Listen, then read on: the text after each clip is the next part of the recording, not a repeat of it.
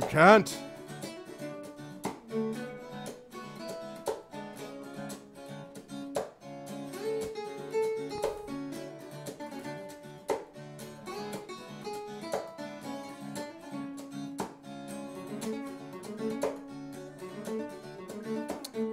All right, so far we've got definite 3. So right now we've got a definite 3. Right now it's definitely going to be detect, trap, open door, and fire. And then we've got a bunch, symbols, light, jump, and create water that are tied at 4 votes. So if one of those hits 5 votes, please do not cheat. If one of them hits 5 votes, then we'll make that as the 4th. Otherwise, we'll have to have a runoff between those 4. But detect, trap, open door, and fire looks like they're set. Nice, transcoder. Yay. Awesome. Please refresh if you haven't already done so with that transcoder. Please refresh. Please refresh with the transcoder.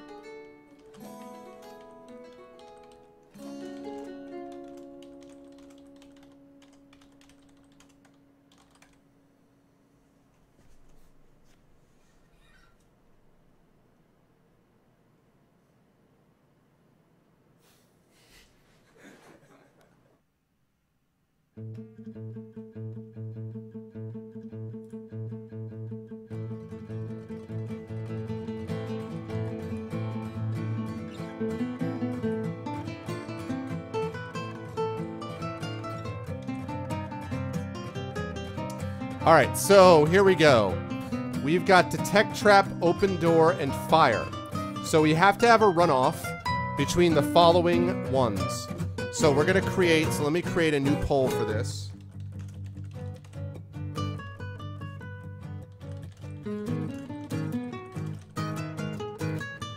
Okay, so we have got detect, trap, fire, and open door. Oh, wait. We have another one. Hold on. I'm wrong. Detect, trap, fire, open door, and symbols. Looks like that's right. Detect, trap, fire, open door, symbols. Let me double check and make sure. Okay. So there we go. There are our choices, folks. Detect, trap, fire, open door, and symbols. Let me mark that down.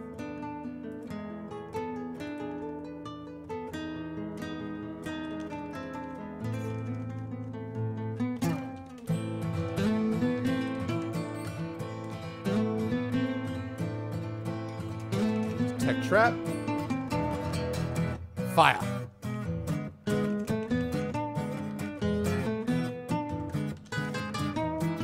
Fire, open door, and symbols.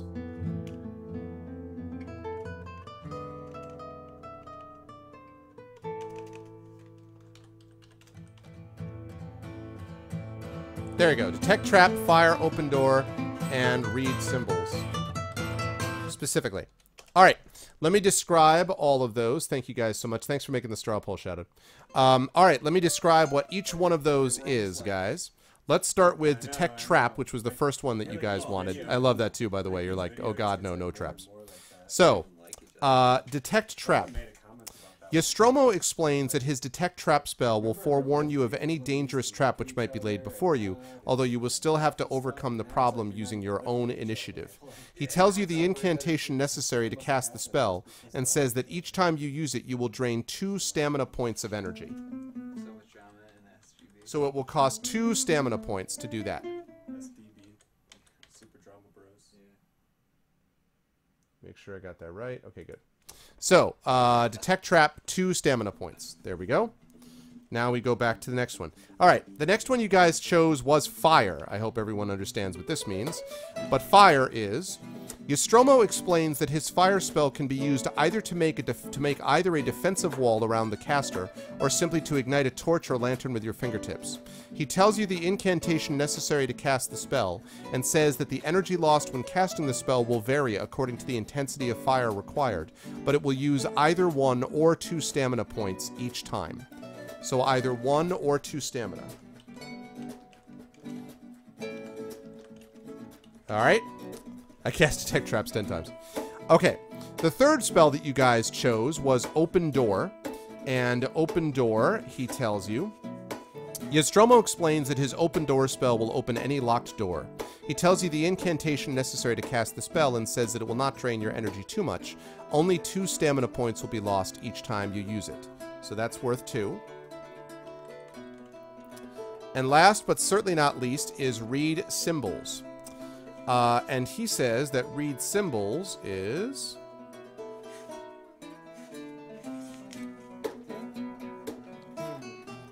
Okay. Well, it's either because it depends on the nature of it. Like, for example, if there's a creature running towards you and you throw up a defensive wall, that probably would take 2 stamina points. But if all you're trying to do is, like, light a torch, that probably would be 1 stamina point. That's basically it. So it depends on the sort of nature of what it is you'd be using the fire for. Like, I'm guessing if you're doing one of these deals, the fire, you know, the fireball wizard casting guy, that's a 2 stamina point thing, is what I'm guessing. So... okay, read symbols. Nostromo explains that his read symbol spell will allow the user to read any runes or magic symbols. He tells you the incantation necessary to cast the spell and says that virtually no energy is required to cast it. Only 1 stamina point is lost each time it is used. Alright, so we've got 2, 1 to 2, 2, and 1. Alright, there are your 4 spells, guys. Alright, good night, Chris. Basically. Yeah, basically, that's right. Alright.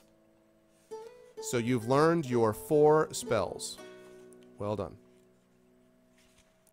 The old wizard looks at you solemnly and says, "Every minute is vital. You must begin your journey immediately.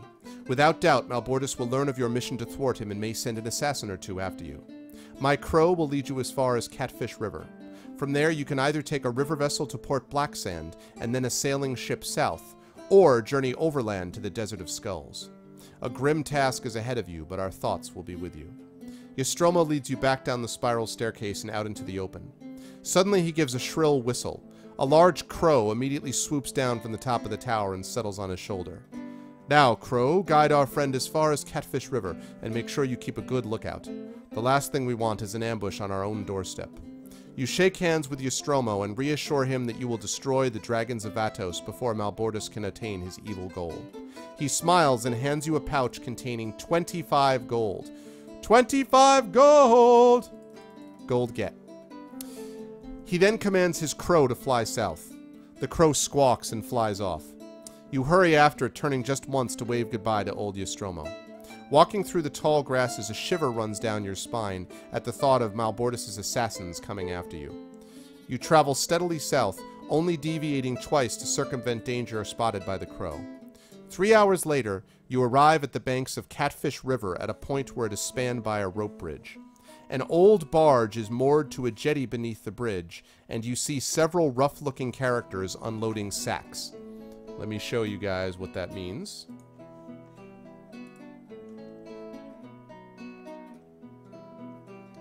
Your spells are well-rounded, there's no question about that.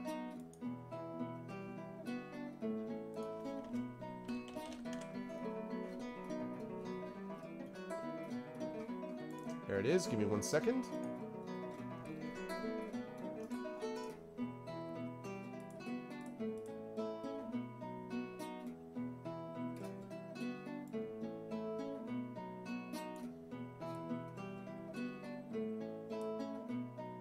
Alright. Here is what you see.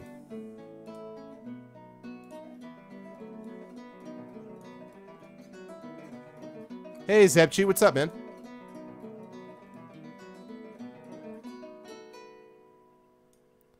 There is what you guys see.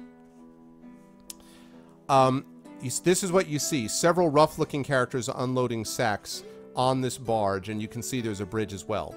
So, do you guys wish to cross the bridge? And remember, the way it works is you can either cross the bridge and go overland to the Desert of Skulls, or you can buy your passage on the barge to Port Blacksand.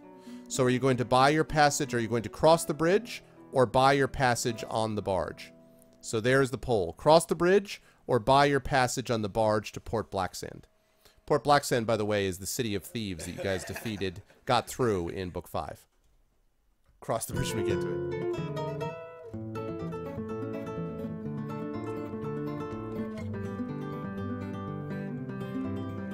Cross or buy a barge pass. Thank you, as always, Shadow, for doing the polls.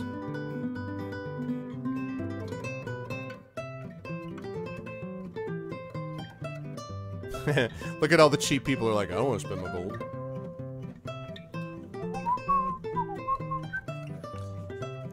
I gotta get that choose, not chose, West.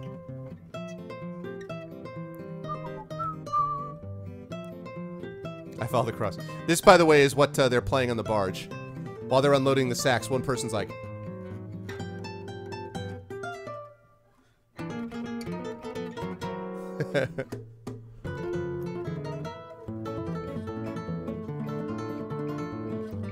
Oh, just cause it can. Why? Why?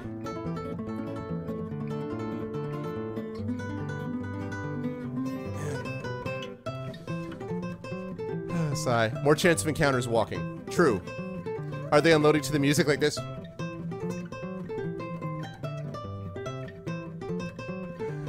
Oh, man. They're like, sack 1, sack 2, sack 3, sack 4.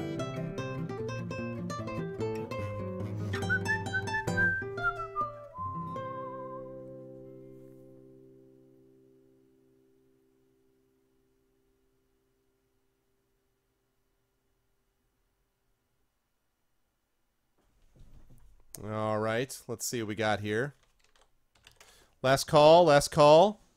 Right now, the winner is Cross.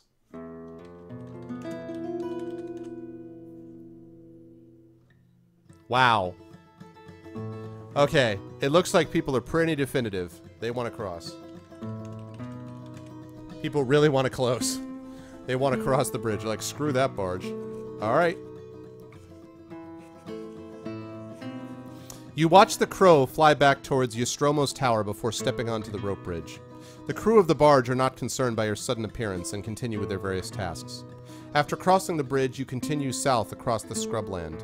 After an hour or so, you see smoke rising to the east. Do you wish to investigate the source of the smoke, or would you rather continue south? Twitch plays our vanilla run, exactly. Do you wish to investigate the source of the smoke, or do you want to continue south?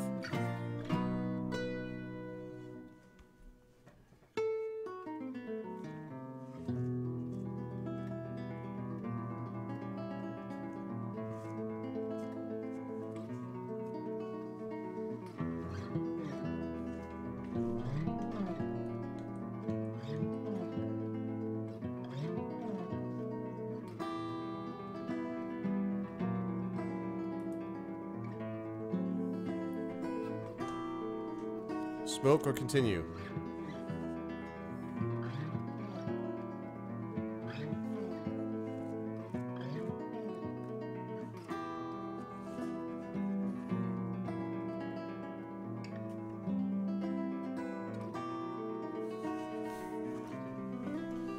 Show the smoke who's the bigger man. Cast fire everywhere is not a valid poll option.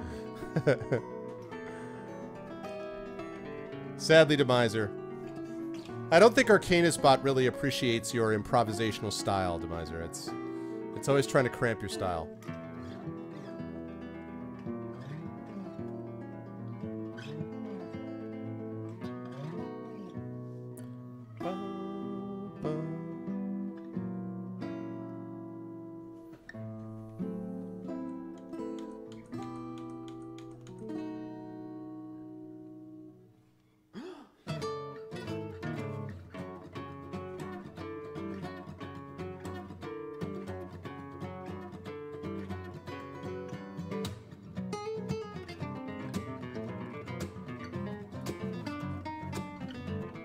Arcanusbot and I have a love-hate relationship.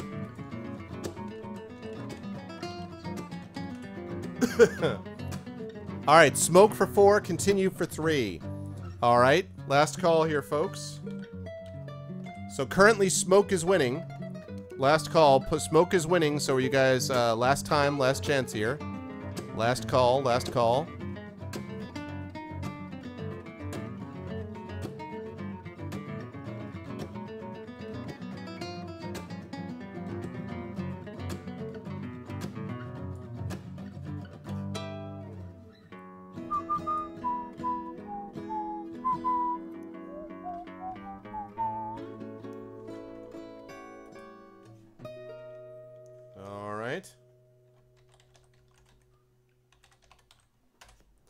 And there we go. Poll winner is Smoke. You guys are going to check out that Smoke. All right. Let's see what happens. You soon discover that the smoke is rising from the burning roof of a wooden hut. And you guys see this. Yeah, I'll get people on it next time.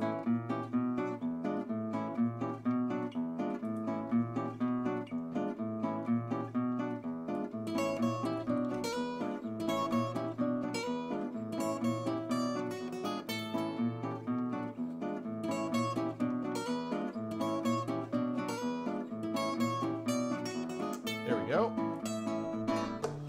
Here's what you guys see. Excuse me while I capture this.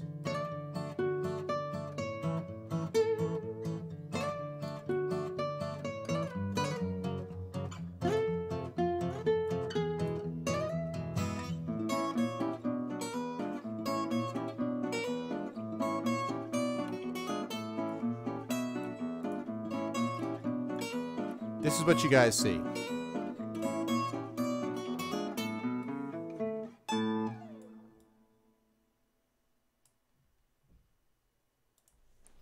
Okay. You soon discover that the smoke is rising from the burning roof of a wooden hut. Two dark elves in their familiar black hooded cloaks are firing flaming arrows at the hut. Suddenly a man appears at the door, forced out by the choking smoke. Armed with a sword and shield, you watch him run towards his attackers. Before you can help, he is cut down by two arrows. The dark elves step out from behind cover and walk towards their dead victim. Do you wish to attack the dark elves, or would you rather not get involved and head south? So, will you attack the dark elves, or will you not get involved and head south, guys? What's your choice? What's it gonna be?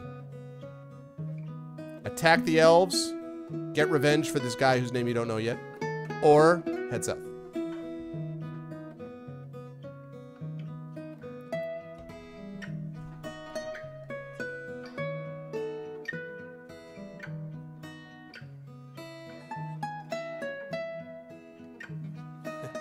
Attack! Or head south.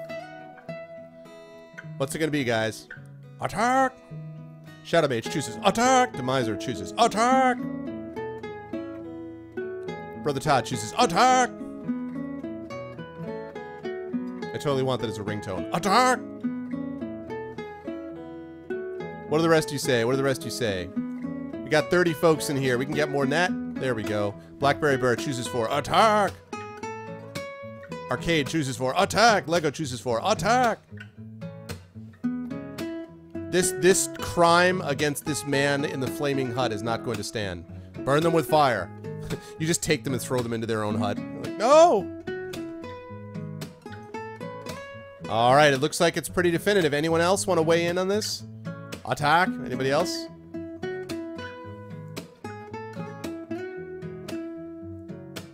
The objective should be hard death. Yeah, exactly. There you go. That's right, Demiser. 100%.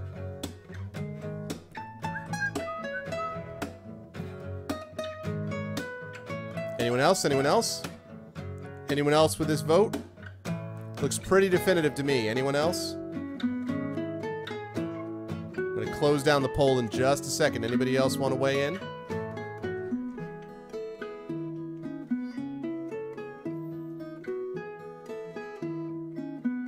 Smacky butts. I knew we had somebody who was going to be like, nope.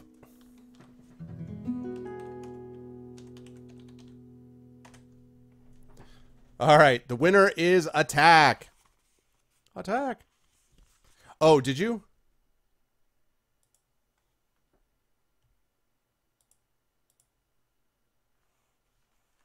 Ah, quite right. You know what? Yes, you're right. That is better. I had a hard time finding the image that I had, so that's better.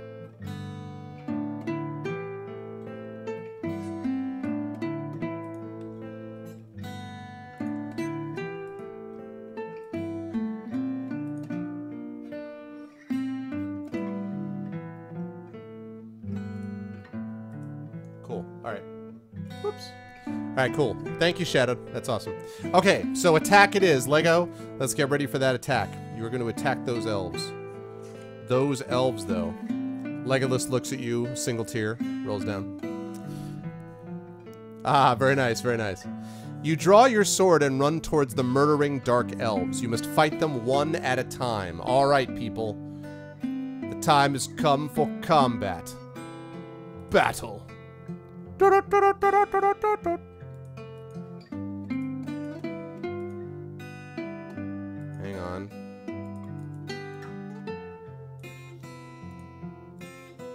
That's what I was looking for. Okay, here we go.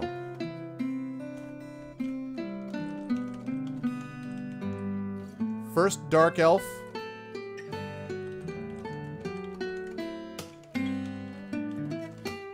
Now, the good news is you guys get to fight them one at a time. You're going to Bruce Lee it. And they're not giants by any stretch of the imagination. This first Dark Elf, skill 5, stamina 6. Second Elf, skill 6, stamina 5. So I think you guys should probably be okay. So, let us take this on. It's all you, Lego. So here we go. He's starting with an 8. Do you have a fancy armor that disintegrates? It sounds like negotiate with fire. Nice. Okay, Lego rolls an 8. I need to get my dice roller up there. Give me 1 second here. Let me move that dice roller up here too.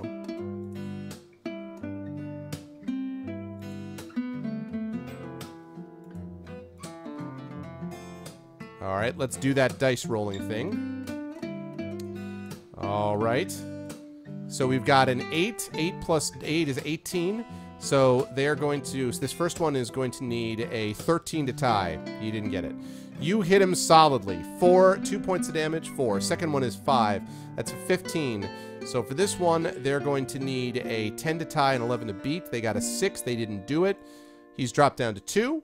So far, so good. See if you can take down this elf. This first elf. Yeah, sadly, the armor is not disintegrating in the sunlight. They seem to not have that weakness. Different sort of thing.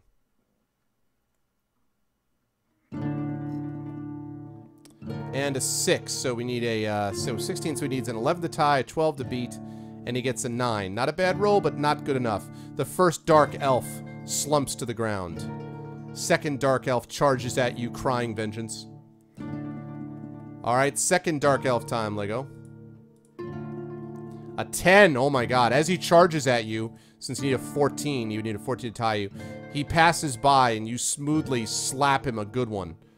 Freaking just smack him right in the back. He's like, whoa! Yeah, no, I know. I got it. That armor that always looked awesome and then you get in the sunlight and you're like, oh wait, no. 13, okay, so let's see. Sorry, 17. So he needs an 11 to tie, a 12 to beat, and he gets a 6. That's not gonna get it done. He's bleeding multiple places. Doesn't look good here for their team. 16, so he's got a 16, so he needs a 10 to tie, an 11 to beat, and he gets a 6. That's not going to get it done. Wabam! You freaking wipe the floor with these guys. Absolutely wipe the floor with them. Down goes Frazier.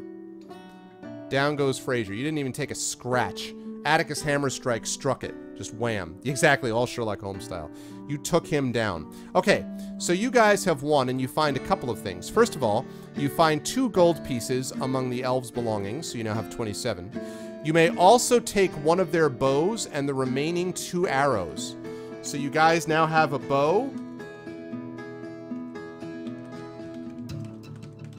and 2 arrows. A bow and 2 arrows. Nice work, guys. Well done, well done. That's what I'm talking about. After burying the poor man who was killed by the elves, you set off south again. Nice work, nice work. Although the scrubland is quite barren, you are surprised to see a patch of ground which is totally black. There is a smell of decay in the air which appears to be coming from the black patch. Holding your nose, you walk over to inspect the patch and see that there is a bronze medallion lying in its center with the letter M etched deeply into it. Could the medallion have been dropped accidentally by Malbortis? Do you wish to pick up the medallion, or would you rather leave it where it is lying and walk on south? So again, I'll describe it. Smell of decay in the air coming from the black patch, and the patch has a bronze medallion lying in the center with the letter M etched deeply into it. So, do you wish to pick up the medallion, or leave it where it was lying and walk on south? Not yet, Demiser, not yet, but soon, hopefully.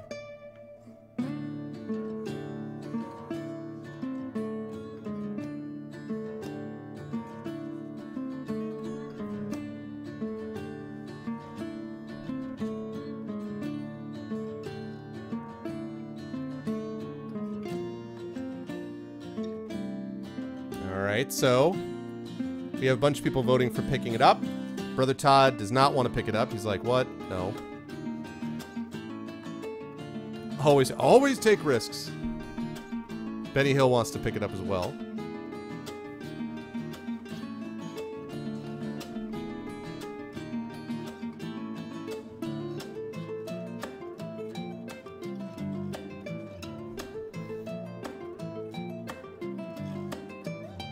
All right.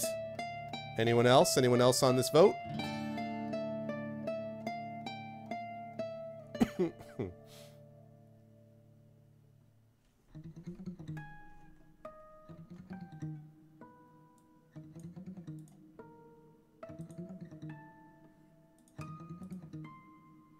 Yeah, that's definitely a better version. Thank you, Shadow.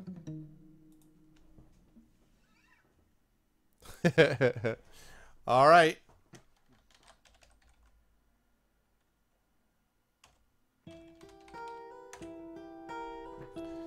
Okay, 7 votes. Maybe it's a Battalion of Decay, a sort of talisman of death. Exactly, it just immediately sucks you into that book.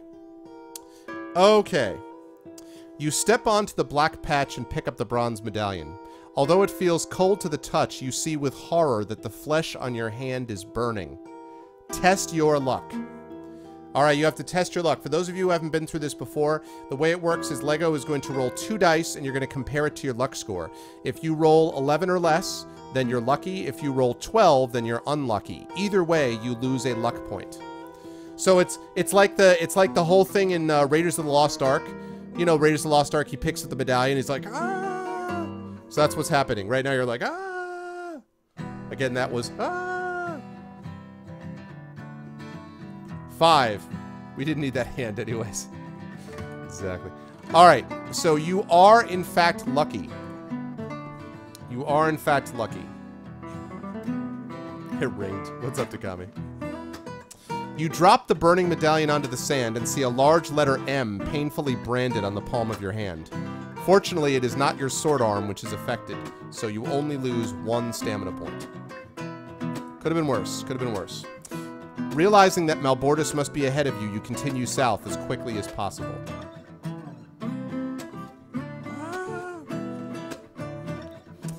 The day wears on and you make good progress over the flat scrubland.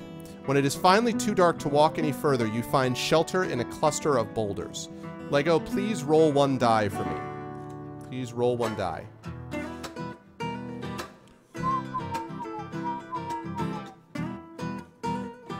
Please roll 1 die for me. Let me know what it is. I mean, if you're Malbortis, like, that's what you do. You're just like, death medallion here, death medallion there. Death bracelet, death choker, death anklet, death necklace. Okay. All right. The night passes without incident. You wake at dawn feeling refreshed. Add 2 stamina points. Hey, guy. You got that stamina point back. I know, right? Where is it? Ah! You sling your backpack onto your shoulders and set off again. I feel like it should be the haversack you sling, but whatever. Up ahead in the sky, you see something flying towards you. As it gets closer, Dark Mage's gotta have their bling. Dark Mage's gotta have their bling. You see that it is a creature with the body of a large bird of prey, but the upper torso of a woman. It begins to emit a piercing shriek, which you instantly recognize. You frantically plug your ears with cloth that you rip from your shirt, so as not to hear the mesmerizing call of the dreaded harpy. If you can and wish to cast a magic arrow spell, sadly you do not have one, so you must fight the harpy with your sword. Oh my goodness, it's the harpy! Harpy! Harpy. Alright, good night, Sloth. Thanks for stopping by, man. Harpy!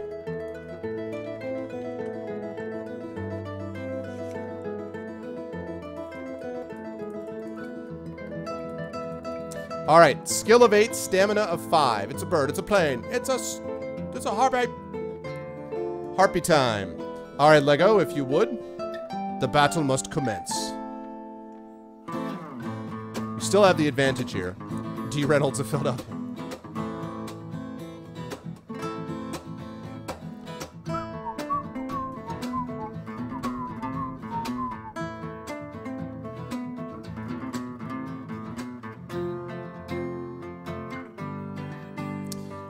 Lego starts with a 10.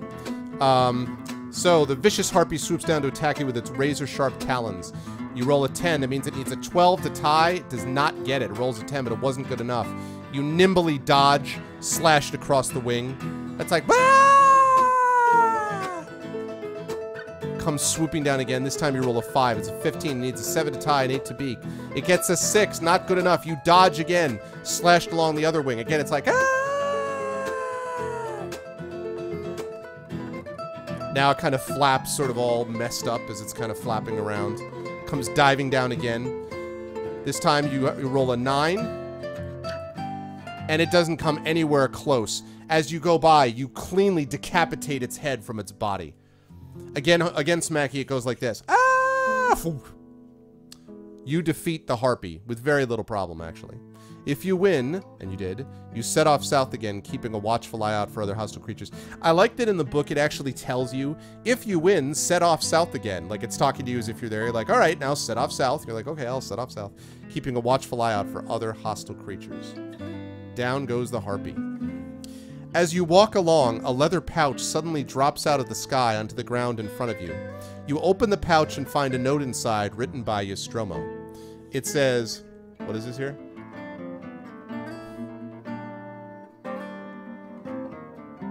That's funny. And find a note inside written by Nostromo. It says, "Friend, I have learned of bad news. Malbordis is already ahead of you, but look up, for help is at hand to enable you to catch up." Obeying his instruction, you look up and at first think another harpy is above you, but then you see that it is a giant eagle gliding through the air. Okay, you guys see a giant eagle in the air. Please tell me that the people in this chat can tell me what happens when you see an eagle in the air. I'll wait. Oh, wait, what's up, Frosty? What happens when you guys see an eagle in the air? What happens? What do we do? Eagle in the air and...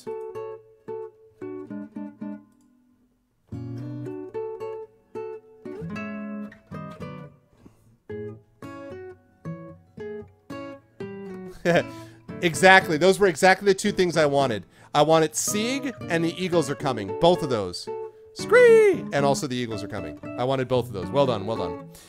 The eagle circles above you and then lands with effortless ease close by. Pleased that old Nostromo is concerned for your life, you climb onto the back of the eagle.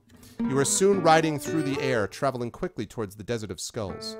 However, your good fortune is quickly brought to an end when you hear an ominous screeching above you. Like a giant diving gannet, whatever the hell that is. What the hell is a giant diving gannet? Like a giant diving gannet, a hideous pterodactyl swoops down to attack the eagle. Are you carrying a bow and arrow, chat? Chat, are we carrying a bow and arrow?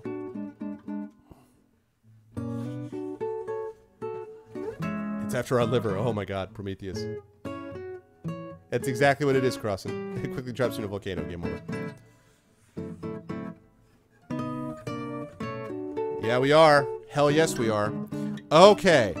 So, the diving pterodactyl, the gannet is a type of seabird, much like a seagull. Okay. The diving pterodactyl is a difficult target to hit, and you aim carefully before releasing the arrow. Roll 2 dice and add 3 to the total. Alright, Lego, so please roll 2 dice and add 3 to the total.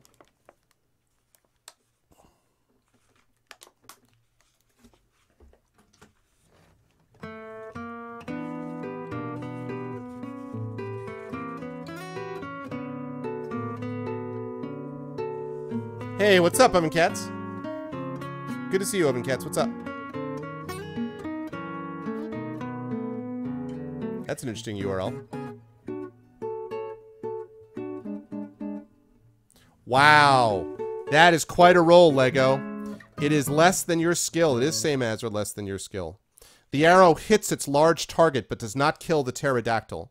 It squawks and turns away, but then dives down to attack again. Do you wish to fire another arrow at the giant reptile, or would you rather let the flying giants fight it out? So, are you good with the arrow that you fired, and let the flying giants fight it out? You also note that the eagle is moving around rather quickly. It might be hard to get another shot off. So are you happy with the arrow and then you're going to let the giants fight it out, or what? You had one job.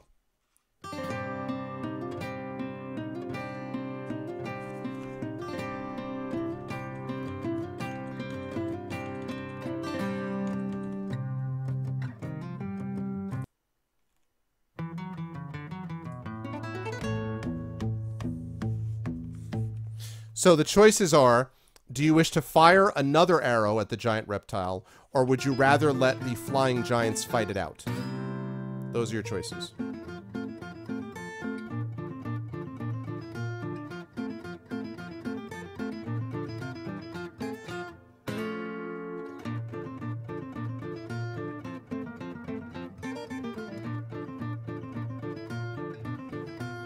There you go.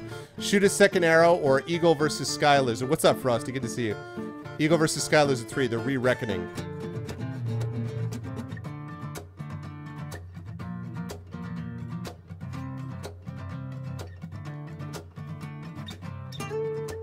All right.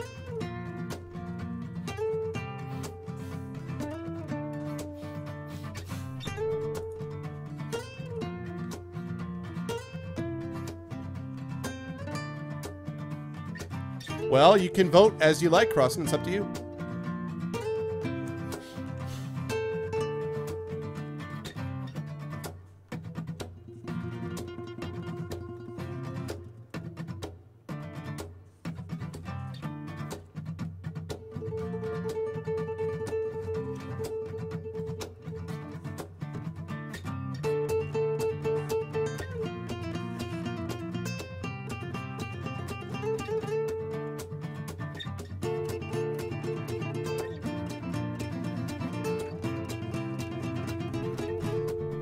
Yeah, definitely a lot, Frosty. But it's good to see you again. F1 rolling. What's up, Rogan? Yeah, I got started late. Yeah. I got started late. I had mentioned yesterday that it was, or whatever, Tuesday, that it was going to be a late start tonight. Tomorrow should be a more normal start time, probably around 9:30 at the latest, I would guess. So, Eastern. A senior in college now. Wow. You like Atticus Hammer Strike? That was a Shadowed Mage's suggestion. Chat liked it. Okay, let them fight it out. Alrighty. You draw your sword and try to help the eagle in its desperate fight, but the pterodactyl stays out of reach and you are unable to influence the outcome of the bloody battle of beaks and talons. Resolve the battle between the eagle and the pterodactyl. The good news is that you have affected the pterodactyl's skill and stamina with your first shot. So, what we're gonna do here is Lego is going to be rolling. Lego is going to be rolling for the giant eagle. I'm going to be rolling for the pterodactyl. So the giant eagle, the one you're riding on, has got a 6 skill and he's got 11 stamina. And the pterodactyl has got 7 skill and 9 stamina. So there we go. So, D's nuts. So, what is it going to be, guys? So what's it going to be? Lego, you're going to start with, so Lego's rolling for Giant Eagle. I'm rolling for the Pterodactyl, so you may proceed, Lego. The Giant Eagle and the Pterodactyl. Fight! This is like the battle between Mothra and Godzilla. Or Mothra and Gojira. You know. Or King Kong. Somewhere's in there as well. Well, they are, but it's a pterodactyl, man. Okay, he starts with a 4. That's a 10. Pterodactyl needs a 3 to tie, a 4 to beat. Oh my god, the pterodactyl only tied it. So the pterodactyl flies in, the eagle flies in, the eagle, like, batters him away with his wing. No harm, no foul. First round. Well, you're riding. Mothra and Godzilla are fighting over Tokyo. Next one is a 6. Okay, so he needs a 5 to tie, a 6 to beat. He gets a 5. Again, no harm, no foul. Again, a tie.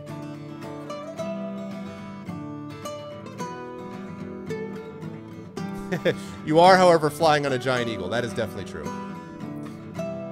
Now he gets a 7. I like this. It's like 4, 6, 7. Okay, 6 to tie, 7 to beat. He gets a 7 to beat it. Oh, man. He beats the giant eagle down. 2 points. Slashes with his talons. All right. 6 to tie, so we got, again, 6 skill. Next one is a 7 again.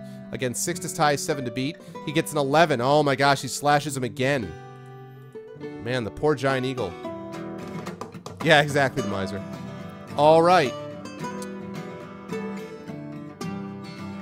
Giant Eagle's having some trouble here. Apparently, Eagles did not beat the pterodactyls. I know. Where's Gandalf at? Hell with that. Where's the Apache helicopter when you need it? Okay, an 11. He needs a 10 to tie and 11 to beat. He gets a 6. The Eagle fights back. The Eagle fights back. All right, Lego. That one's a 7. They're endangered, you jerk. Yes, very much so.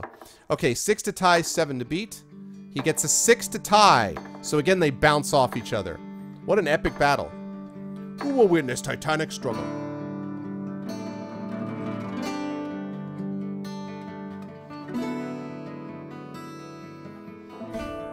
All right, this next one's a 6. He needs a 5 to tie, a 6 to beat. He gets a 5. Again, a tie. Man, this guy's just battling it out. You can buy an Apache helicopter for the government, $200,000. That's awesome. Totally know what I'm saving up my money for. I know, right? I'm good for it. All right. What's up next, Lego? Man, this is quite a fight.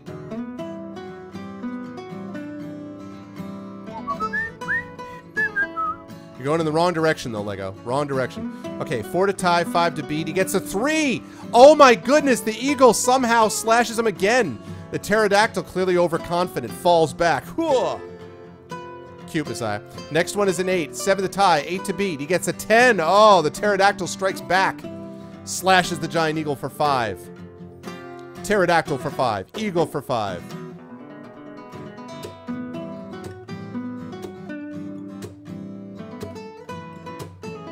Wow, this battle, though. This aerial battle is epic. Epic air battle is epic. 11.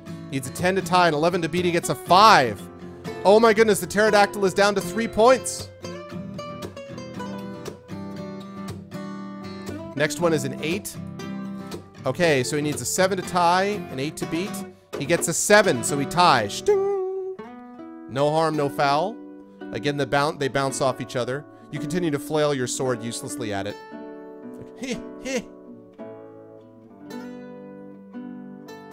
Unless you're right-handed, in which case,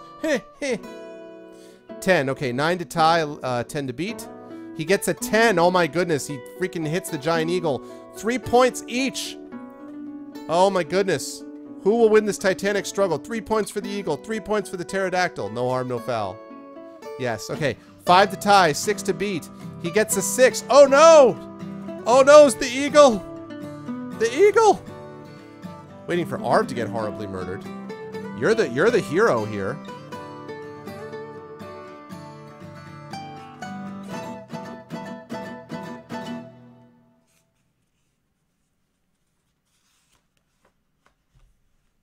Alright, see you, Frosty.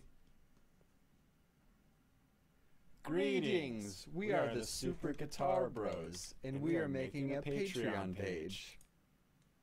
Never mind about that. A 12! Oh my goodness. 11 to tie, 12 to beat, does not get it. Alright, guys. 1 stamina point left. It's 1 to 1. I'm not supposed to fly as well as an eagle. Yeah, but they're bigger, though. Oh my goodness, guys. Who will win? Both of them flap around each other. Both injured, slashes, feathers everywhere, membranous wings. 1 point each. 60 to 5 to tie, 6 to beat. Oh no! Ah! The giant eagle hits 0 stamina. You must roll for luck. So you gotta roll to test your luck, Lego. Lego!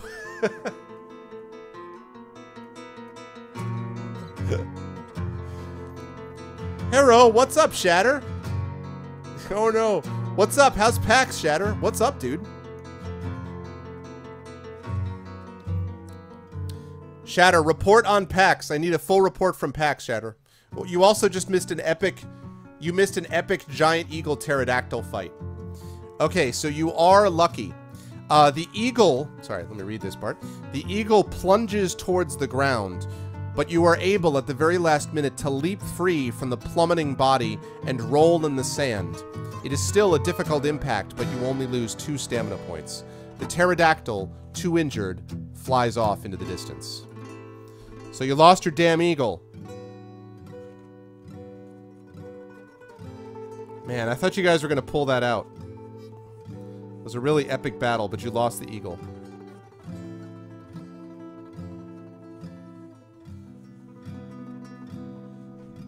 Oh, it starts tomorrow. Okay. What's up, Sir Tiffy? I know, the poor eagle. The eagle! The eagle's not coming, I guess. So, you rise from the eagle's dead body and say a prayer over your feathered friend. You notice that you have managed to land on the other side of the Whitewater River, and the terrain seems to get gradually more arid. You begin to walk into this arid land. It is dusk, and you look around for a place to shelter and opt for a hollow in the crusty sand. You awake soon after dawn and stare out into the desert landscape, seeing nothing but barren sand. Wondering what fate awaits you, will befall you in the wilderness, you start the long walk south. As the sun rises, it quickly becomes uncomfortably hot. By noon, your mouth is parched and your thirst is unbearable. If you are able to cast a Create Water spell, and sadly you are not because you have not learned it, the afternoon sun continues to beat down relentlessly, its intensity causing shimmering waves of heat to rise from the parched sand. Your mouth and throat feel as if they have been baked in a clay oven, and you begin to suffer the consequences of loss of water from your body. You lose 4 stamina points. Now, a giant board game night? That's good. Can we have a eulogy for our eagle? I know, poor eagle. We hardly knew ye, eagle. I don't know if Amazing Grace really counts without a loss of Atticus, but it was an eagle-dactyl fight, which we almost won, but couldn't quite pull out. So, now I have a question for chat before we press on resolutely, which is what it says it wants you to do. Do you guys want to try one of your provisions? Because, again, one provision will restore 4 stamina points. Don't ask me how you're going to wash down the provisions without water. But anyway, you do have provisions. So do you want to eat one of your provisions to up your stamina? That would drop you to 9 provisions, but you'd be up to 17 stamina. Oh, you're attending a wedding tomorrow. Nice, man.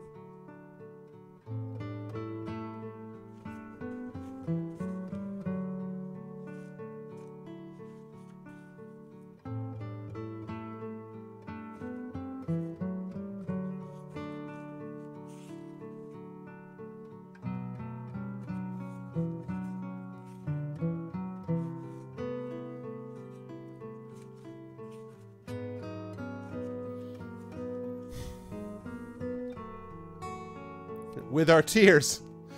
You will wash down your provision with your tears. Oh, well, Shatter, definitely, I definitely want to hear about, I'm going to be streaming tomorrow night. I definitely want to hear about what your opinions are about PAX. I don't know if you've ever been there before, but that's going to be cool. And while you're there, I'm just saying, Shatter, if you just happen to walk next to somebody and they're like, hey, do you know of a good Twitch streamer? Or you run into any video game designers that are like, hey, we're looking for someone to sort of talk to about, like, you know, streaming stuff. Or if you just happen to mention, obviously your channel, I want you to, you know, support your own channel. But if you happen to find another channel that people are asking you about, it would not be amiss if you just happen to mention my channel. I'm just saying, if it comes up, you know, I'm just letting you know.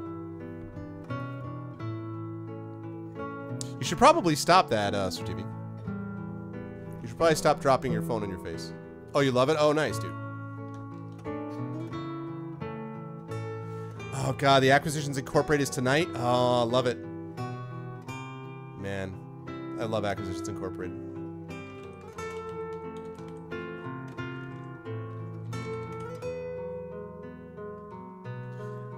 All right, anyone else?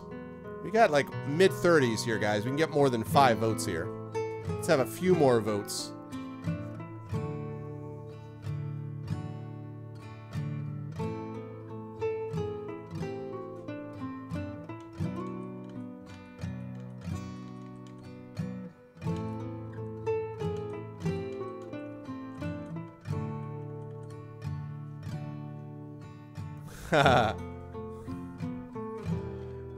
No, I appreciate that. You know I'm only joking anyway, Shatter, but I appreciate that.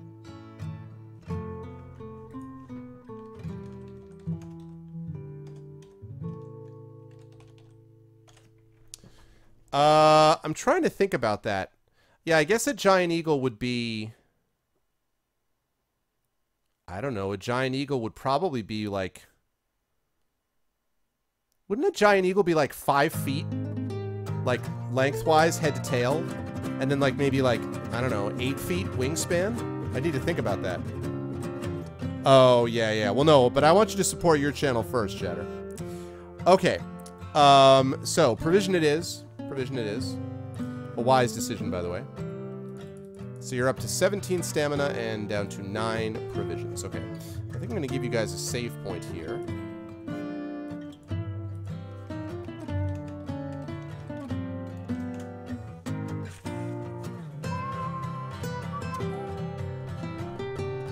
All right.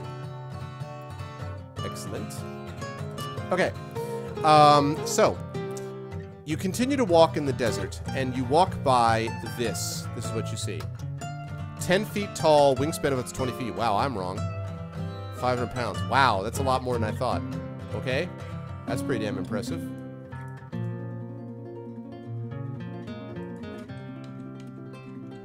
Alright, let's see what we've got here. This is what you guys see. I'm just getting you guys your image. Hang on a minute.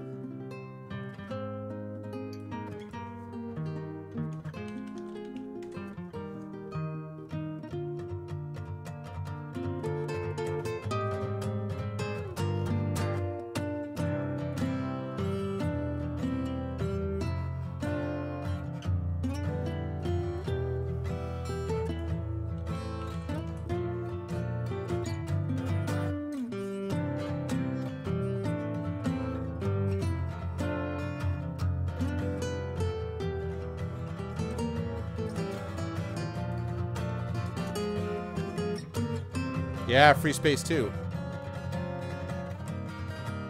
All right. My pleasure, Sir Tifi. Congratulations to whoever it is that's doing the wedding.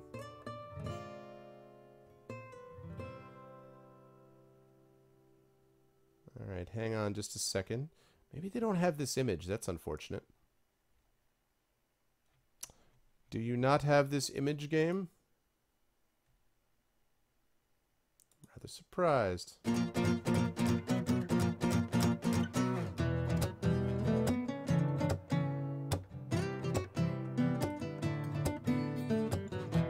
No, they don't. All right. Here we go. You walk by this.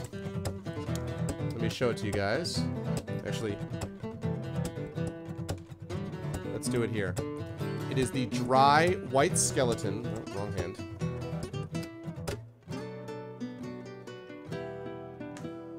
There you go. That is what you guys see. And you guys can see that there's not only a skeleton, but a box there, right? So there you go. That is what you guys see.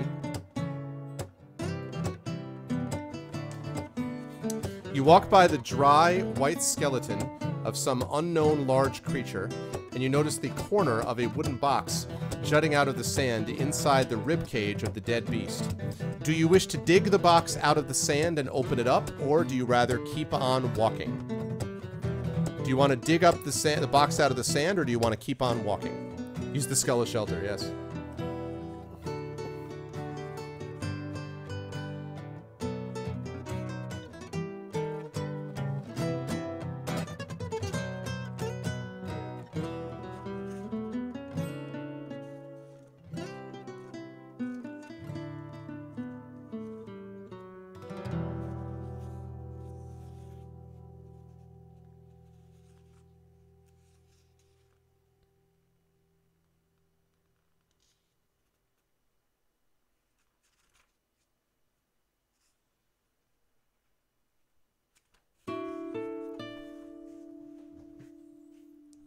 Got some dig out box. Box! That's awesome. What is that from? Own box. That's nice. Since when do... the pterodactyl did not breathe fire in this game. That is not accurate, sir. The pterodactyl just slashed the eagle to death. That's all that happened there.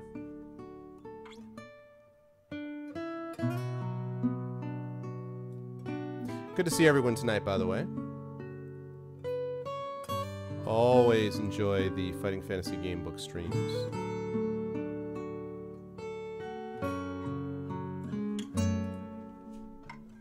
Oh, in real life? What? Skeptical Arv is skeptical.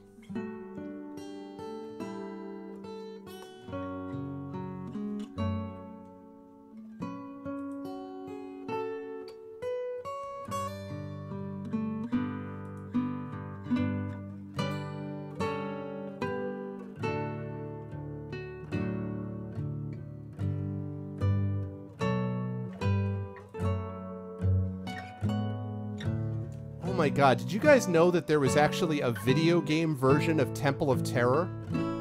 There was a video game version of this, like, from a long time ago. 1987 is when this showed up. And here, check it out. This is what the cover looked like as you guys are making your final decisions here.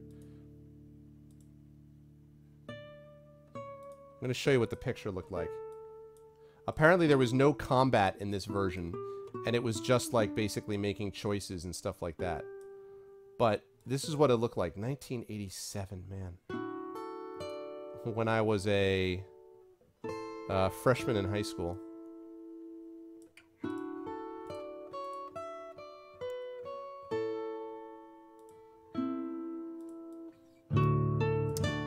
There may actually be a new one that I may debut tonight, possibly. That's what it looked like. Adventure Soft.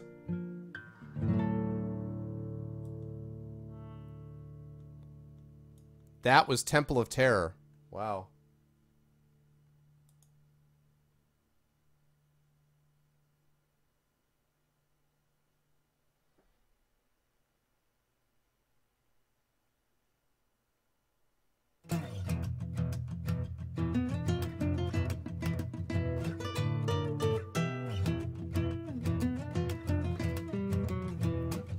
Those normal maps. I should play it. That's more than 8-bit though. That's more than 8-bit, to be fair. That's like, I don't know what the hell that is, but that's like Book Monster's head with that. I should totally do that. Never heard about that before. That's cool. Okay.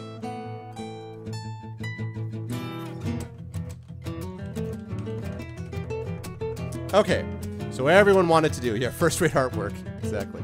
Okay, so you guys want to dig out the thing from the sand. Okay. Inside the wooden box, you find a mirror and a sealed clay pot. You place the mirror in your backpack. Just do that. You place the mirror in your backpack and decide what to do with the clay pot. Do you wish to break the clay pot open or leave it inside the box and continue your trek? So you found a mirror inside the box, which you took, and then you've got this clay pot inside the box. Do you wish to break open the clay pot or leave it and continue your trek?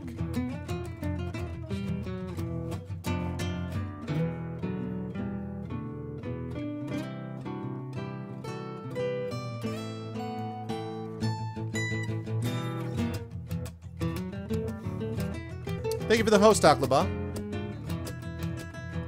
Thank you very much for the host, Aklaba. I appreciate it, man. How you doing, bro?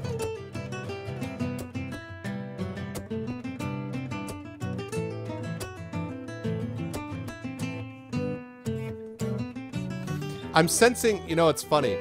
Oh, we got a llama raid. Llama raid. What's up, Nosh? Llama raid. Is that from Aklaba, is the llama raid? Option 1, B-Link. Right. Welcome in, Nosh. Good to see you, man. I'm sensing a pattern, by the way. I feel like Todd is very much like, look, don't mess with this crap, man. He was like, don't pick up this. Don't melt your hand. Don't pick up the pot. Very much that way. What's up, Leon? Welcome in. What's up, Aklaba? Thank you very much for the host and the raid, sir. Thank you, my friend.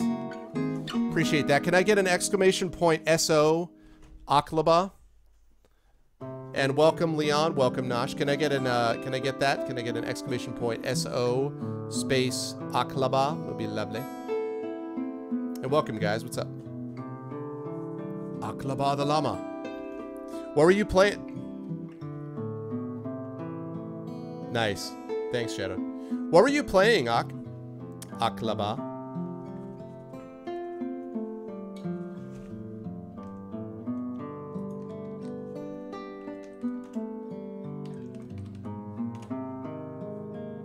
Break open pot. Very strongly in favor. All right. Here we go. We're going to break it open. Break open that pot. You crack the clay pot open with the hilt of your sword and are surprised by the hissing sound of gas escaping. You played CSGO and here's the storm. Nice. Nice, dude. The box is a looted treasure chest, but the bandits did not fall for the trap that was left inside it. Your head is engulfed in a cloud of poisonous gas, which you cannot avoid inhaling. Lose 6 stamina points and 1 skill point.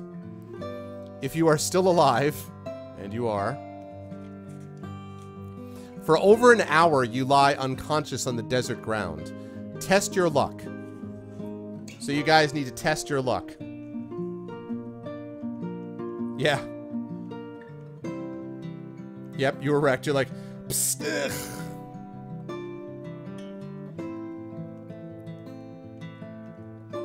note to self, follow. Brother Todd right now is like this. He's like, that's what he's doing. What's up, Love Shack? I target the darkness. All right, so Lego, if you wouldn't mind testing that luck for me, sir. 9. Just enough, but you are in fact lucky. Just enough. Okay. When you wake up, you feel terribly weak, but the thought that Malbortis may now be ahead of you brings you to your feet.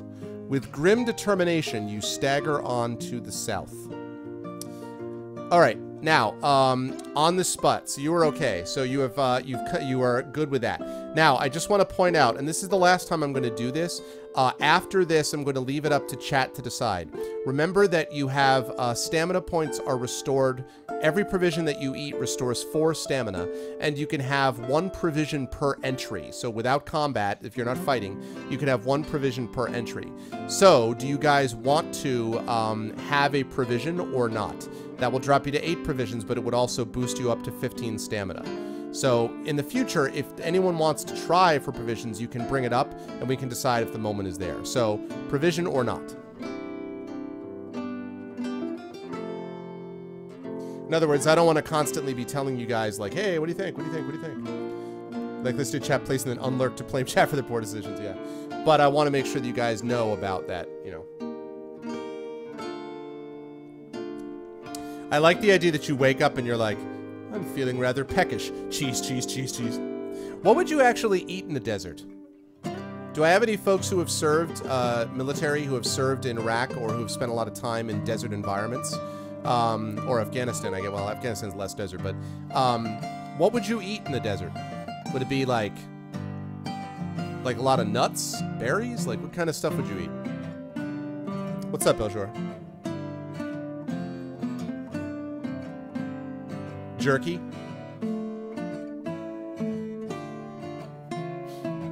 I'd buy that.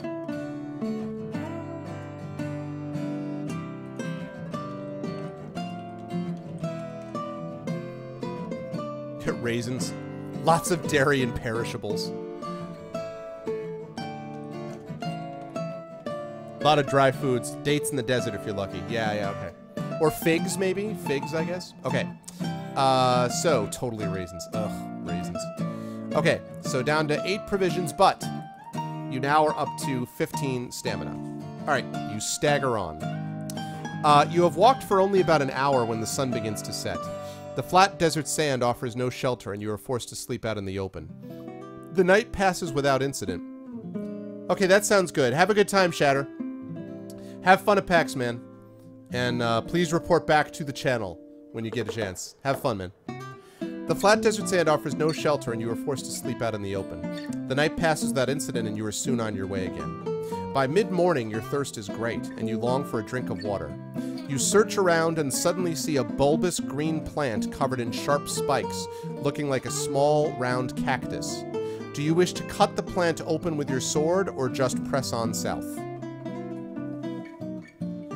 So what's it going to be? Cut the plant, cut open the cactus with your sword, or just press on south?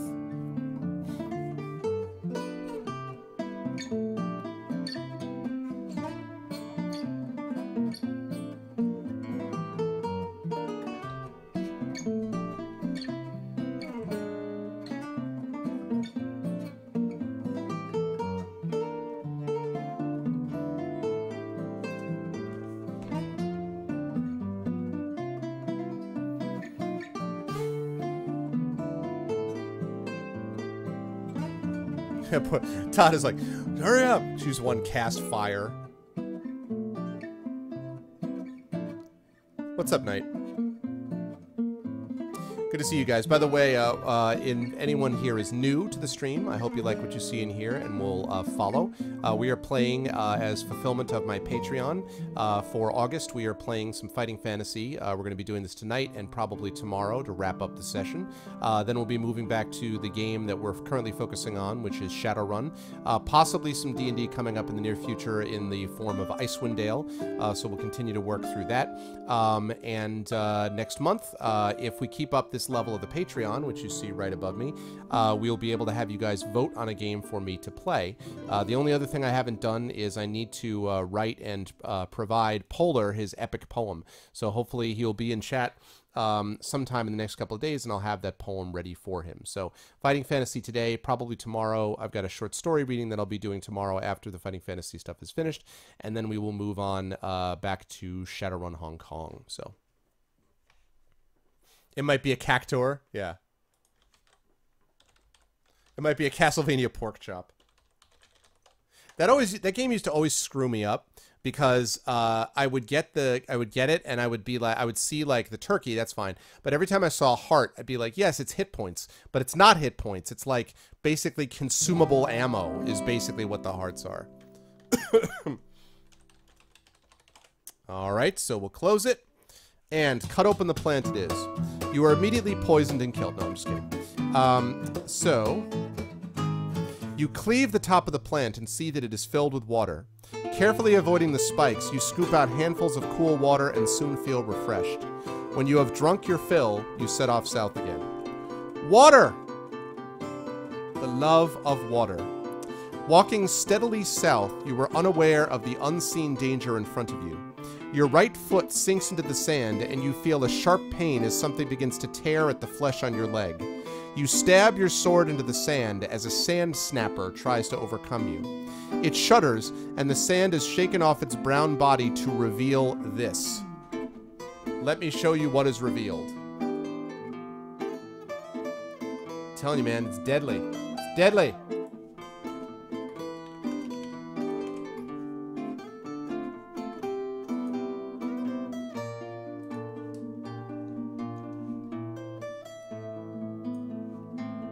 You're hoping it's filled with candy. You're hoping it was a piñata. All right, give me 1 second here. I found it. I'm just capturing the image for you all.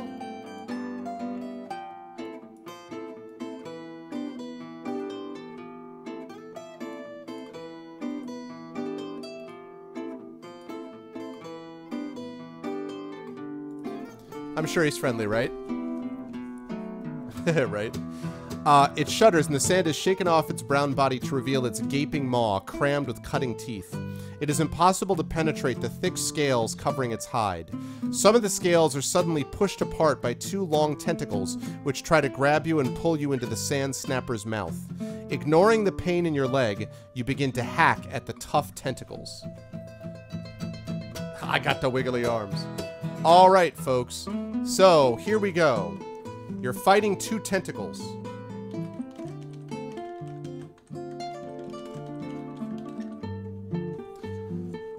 Hi, friend. What's up, D-Burn? I've heard of Satellite Rain, but I know nothing about it, to be honest with you. I've heard of it, but I don't know anything about it. It's a crocopus. You will be dissolved. It's the Sarlacc. You'll be dissolved, slowly. All right. So, you begin to hack at the tough tentacles. So, first of all, you're going to fight these one at a time. So, first of all, the first tentacle.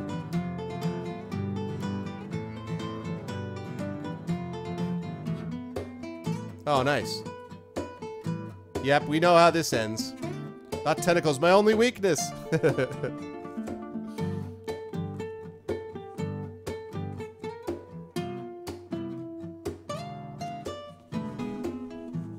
Okay, that'd be cool. Oh, the Sarlacc. So I heard from somebody that apparently, according to canon, Boba Fett is somehow saved from the Sarlacc, which to my mind is absolute nonsense. Is that true? That according to canon, Boba Fett is saved from the Sarlacc? What the heck is that? All right, go ahead, Lego. Whenever you're ready, we're going to battle these tentacles. A 7. Okay. So, let's see. 7 is 16, so he needs a 9 to tie, 10 to beat. Does not get it. All right. Next round. That's not canon? Okay. Good, I was going to say, because I heard rumors of that, and I was like, what? In Star Wars, Legends constantly, but that's not canon. Okay.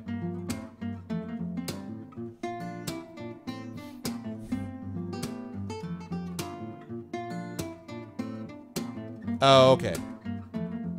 Gotcha. All right, Lego, next round. So you slash it. Some thick ichor comes out. Ichor. Okay, 8. So 17, so he needs a 10 to tie, 11 to beat. Does not get it. All right, he's down to 3. So is Satellite Rain like some kind of a... Is it like kind of a cyberpunk type of thing, or dystopia, or what? See, that's nonsense. How could Boba Fett fly out? He's dead. That's what's cool about it. Okay, 9. Okay, so he needs a 11 to tie, 12 to beat. Does not get either. Okay, the first tentacle's looking pretty messed up. Pretty messed up.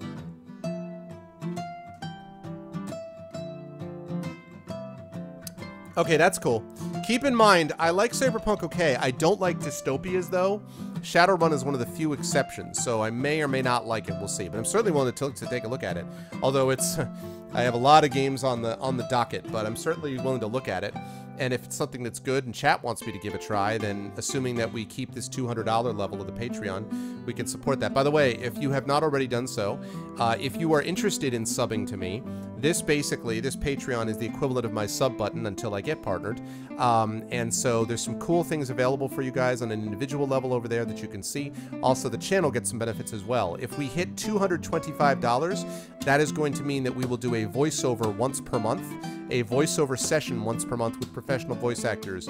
Gray Dybbuk, Trendane, and probably Russ will be involved as well. Possibly a couple of other surprises, either with Dungeons & Dragons, or maybe even the Fighting Fantasy Gamebook stuff. So if that sounds interesting, you're good to go.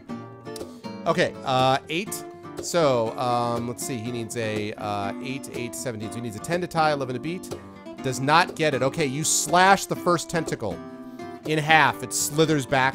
Now you're fighting the second tentacle. The tentacle looked completely normal before. Yeah, it's just a standard tentacle. I mean, I guess that's true, Knight. I guess that's true. It'll be digested slowly. 6. Okay, so he needs an 8 to tie, 9 to beat. He gets a 6. That's not going to get it done. You slash at the second tentacle. Tentacles. Tentacles.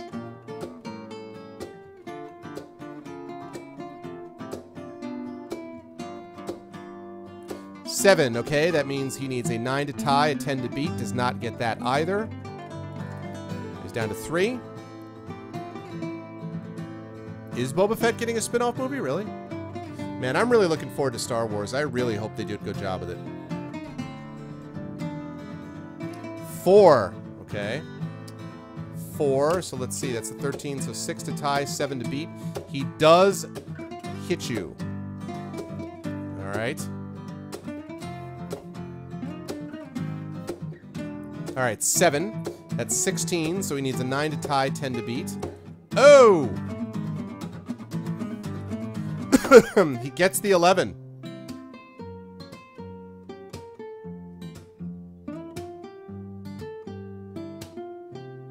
All right. Need another roll there.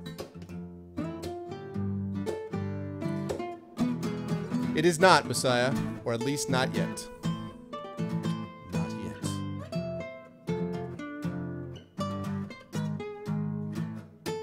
Oh, there's 6 of them? Oh, man. That's going to be awesome if they're good. I really hope they're good. Okay, 8. That means he's not going to get hit, all right? All right, 1 left. He's got 1 hit point left. It's only head tie if we lose. Exactly. 15. 8 to tie. 9 to beat. All right. And down he goes. And it's a good thing, guys, because if the tentacle had won 3 consecutive rounds, if either of the tentacles had won 3 consecutive rounds, it would have dragged you into its maw where you would have been digested slowly for 1,000 years. I don't know about 1,000 years, but you would have been digested slowly. However, you managed to cut off both tentacles. The tentacles carry the 2 main nerves of the sand snapper, which cannot function any longer. Its hideous maw falls open and you are able to withdraw your badly cut leg. Lose 4 stamina points and 1 skill point. You escaped it, but not by much. After bandaging your leg with strips of torn shirt, you limp off south. So you right now are at, you guys are at 7 stamina, which is not great. So my recommendation would be, yeah,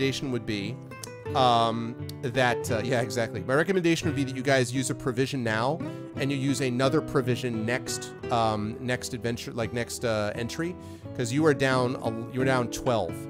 So I would recommend the provision.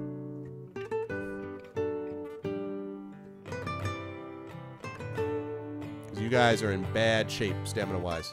That's what happens when you let yourself get bit by a, you know.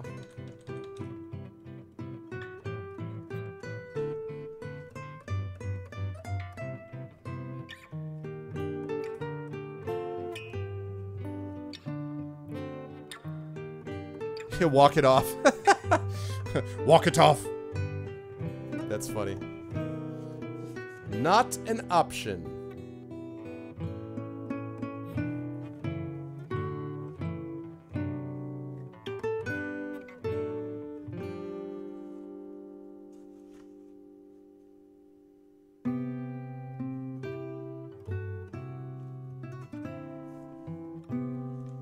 All right, let's take a look at those stats.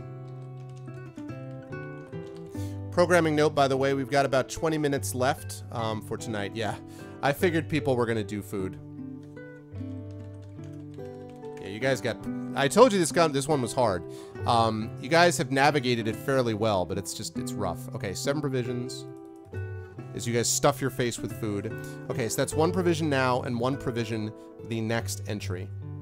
After bandaging your leg with strips of torn shirt, you limp off south. Okay? And 1 more on the other side. 6 provisions. So, the good news is you're back up to a normal number right now. Okay.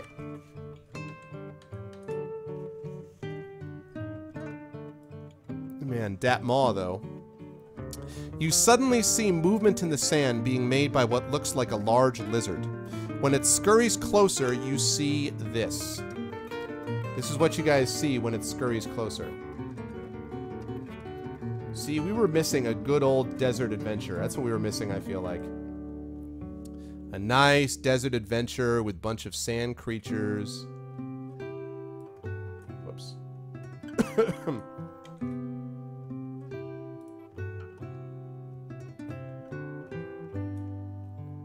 Lots of water problems.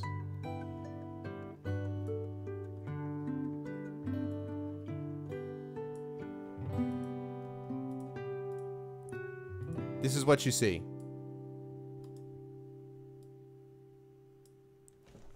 Yeah, the damn desert. I know, right? We live action roleplay. There you go. I know, right? You suddenly see movement in the sand being made by what looks like a large lizard. When it scurries closer, you see that its head is somewhat bird-like, and its eyes are large and yellow like those of a toad. It is a deadly basilisk. Will you, 1, fight it with your sword, 2, cast a fire spell, or 3, rummage through your backpack for another item? So your 3 choices are, and you guys can see what your inventory says. So you can either fight it with your sword, that's choice 1, you can cast a fire spell, that's choice 2, or you can rummage through your backpack for another item. If you guys see an item in your inventory that could help you, you could use that as well. So there's your choice. Fight, fire, or use an item, and you guys can see the items you have under items and artifacts. If you guys want to talk about it, you can do that too. If you want to say, wait, what about this? Like, ah, Shadowed has seen something.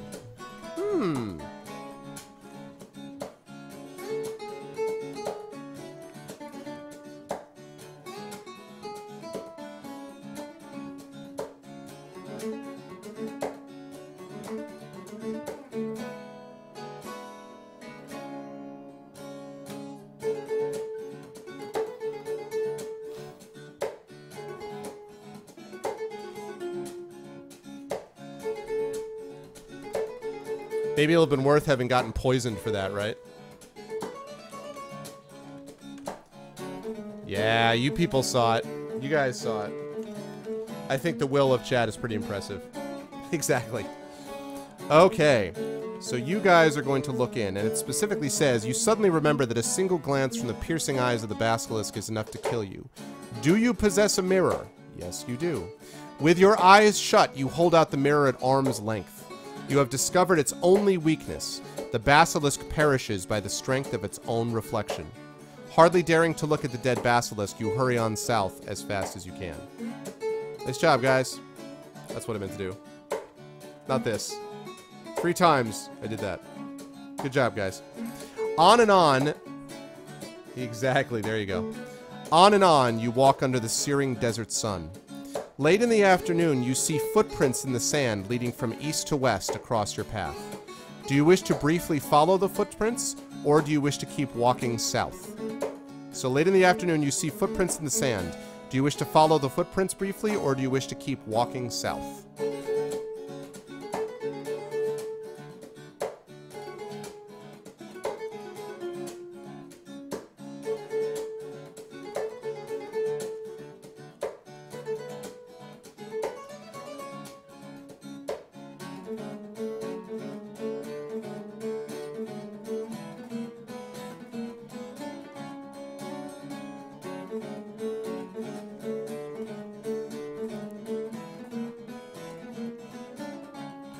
Footprints in the sand. Footprints in the sand. Footprints in the sand. Yeah, this book, again, this definitely is notorious for being one of the harder ones of the early series. This one is not easy. You haven't even gotten to the temple yet.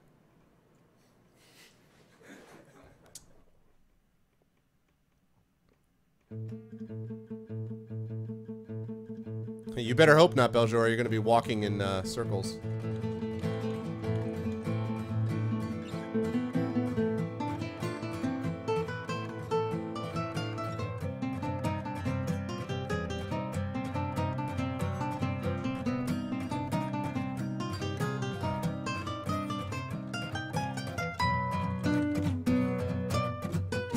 All right, anyone else? Anyone else? Right now we got 40 people in here right now. So anyone else for this vote? And thank you all, by the way, for joining me. Love you all, the best viewers on Twitch. As I've said many times, I'm glad we have a good number of people here.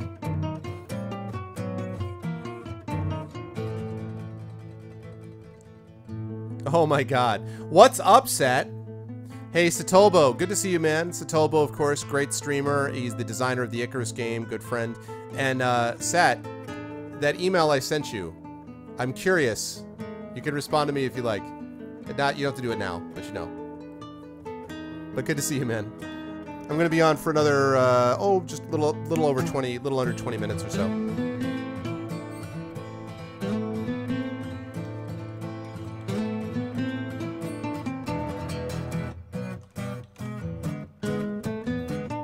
All right, footprints it is. Footprints it is. Before long, you reach the body of a man lying face down in the sand. There is no blood or any other sign of him having been attacked, and yet he is dead, despite having a water canister which is only half empty. There is a look of agony on the dead man's face, as if he had witnessed something inexplicably terrible. There is nothing belonging to the man which is of any use to you, apart from the water canister. You place it in your backpack and head south again. So you guys did get a water canister. I know.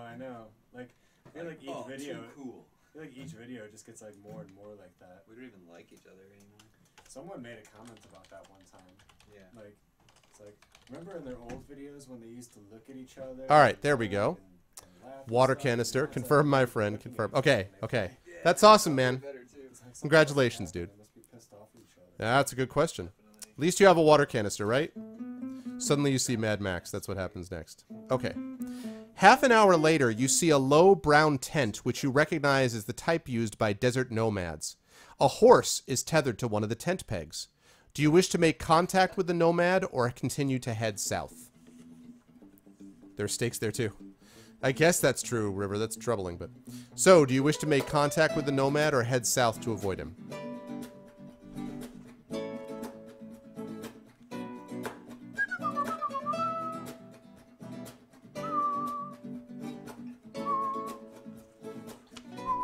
Steal the horse. Steal the horse!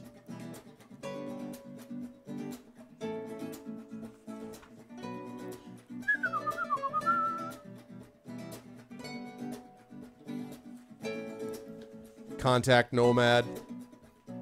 Anyone ever seen the original Star Trek episode, The Changeling? I am Nomad.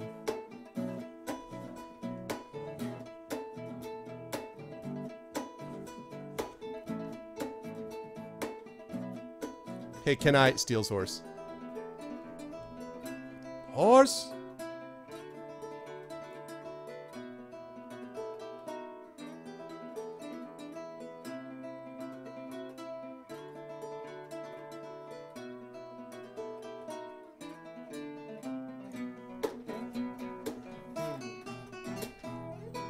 Okay.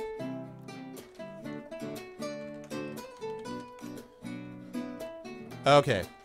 I think it's pretty clear. You guys want to contact the Nomad, and I think you're going to be happy that you made this decision.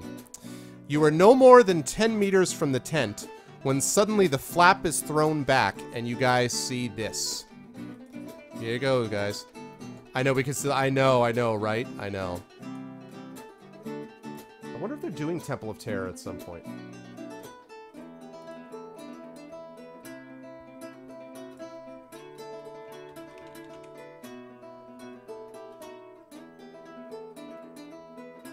There it is.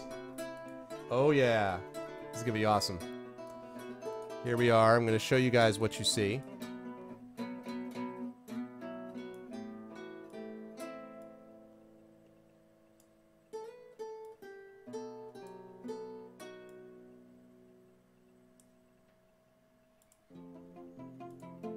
This is what you see.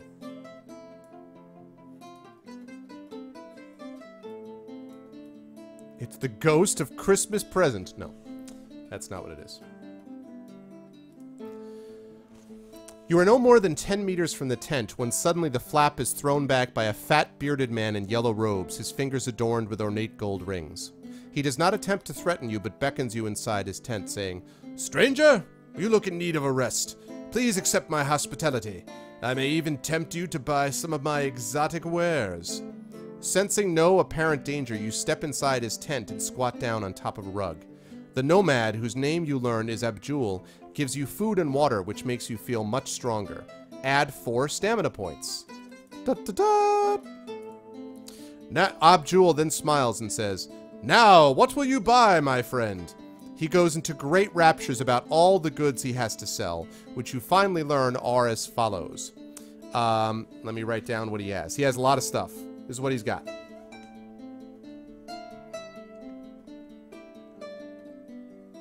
It's Kareem. All right, here's what he's got.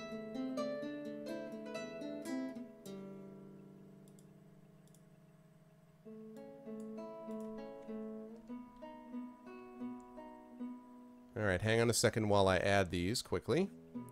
He has, and I'm going to mark them down, so don't worry. He has sealing wax. He has an onyx egg. He has an ivory beetle charm. He has a bracelet of mermaid scales. He has a silver mirror.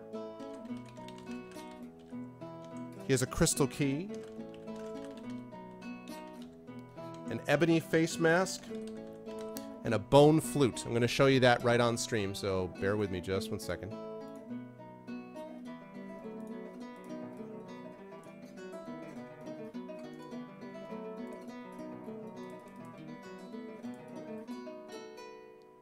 Okay, there we go. So, now, here's the price for each of them. Okay? Sealing wax is 2 gold. The onyx egg is 3 gold. The ivory beetle charm is 2 gold. The bracelet of mermaid scales is 3 gold. The silver mirror is 4 gold. The crystal key is 3 gold. The ebony face mask is 3 gold. And the bone flute is 2 gold. So technically, let me see if you have enough. 5, 7, 10, 14, 17, 22. You have enough. You could technically buy everything and you would still have 5 gold left. So what I'm going to ask, rather than have everyone go through these individually, is I want to start, if you could, Shadow, just put up a quick poll for me with just 2 of them. Just, do you want to buy it all, or do you want to buy some of it? So buy all or buy some. And if you choose buy some, then we'll have to do a straw poll for the individual choices. So buy all or buy some. That's the poll that I would like, please. Just buy all or buy some.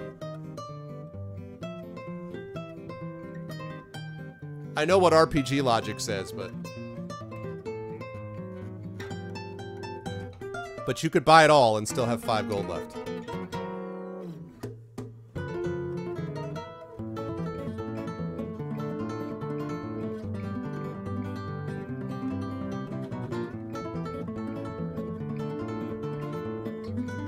I want a bulk discount. This guy is like the Costco of the desert. This guy's like, well, do you have an Abjul membership card? Come on, you can trust that dude.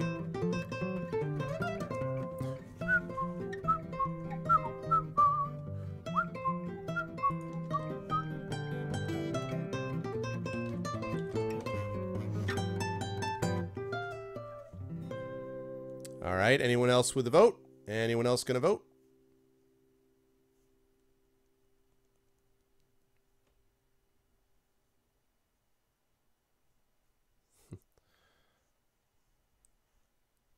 It's all fake. Yeah, you take it all out of the tent and it all melts into sand. No, it is not. It's pretty clear it's not all fake.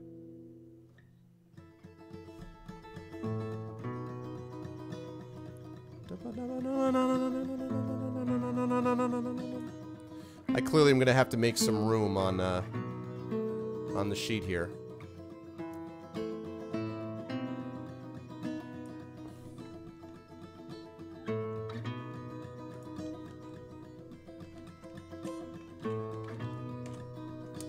All right. The winner was all. Abjul is very, very pleased with you people.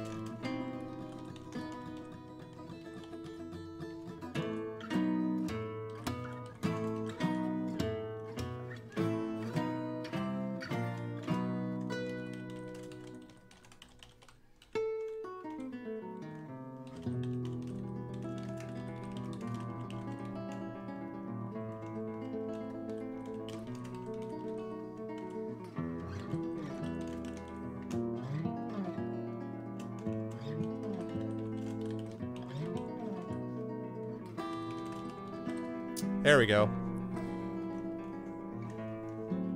You still request you vote on the mirror? Okay. Well, I will... Okay. What I'll do is... So we'll pay all of it but the silver mirror. So, let's see. So that's 5, 7, 10, 13, 16, 18. Okay. So that leaves you right now with...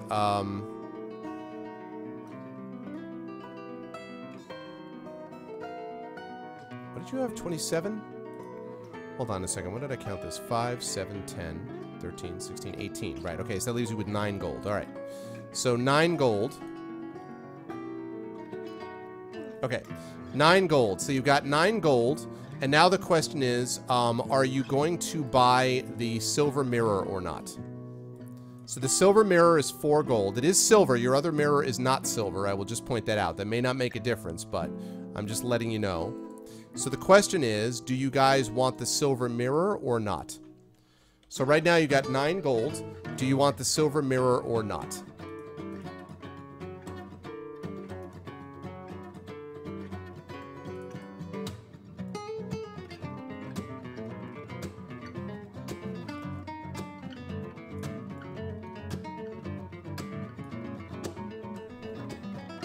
This one's silver.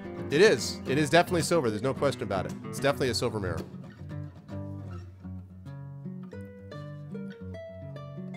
So, silver mirror, yes or no? Save money for the gold mirror. So, silver mirror, yes or no? What say you guys? Yes, no, yes, no. It is a polished silver mirror, yes. It's definitely polished. It is definitely a polished silver mirror.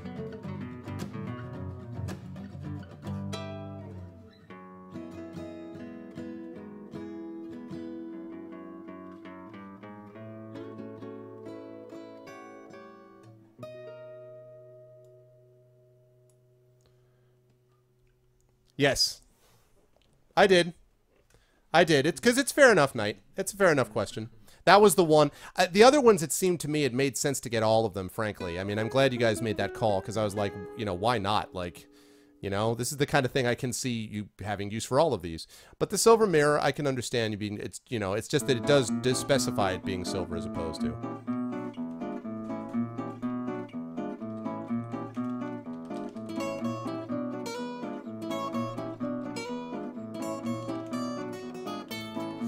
Looks pretty definitive in favor of the silver mirror. So I will, I'll just leave it open for another few seconds.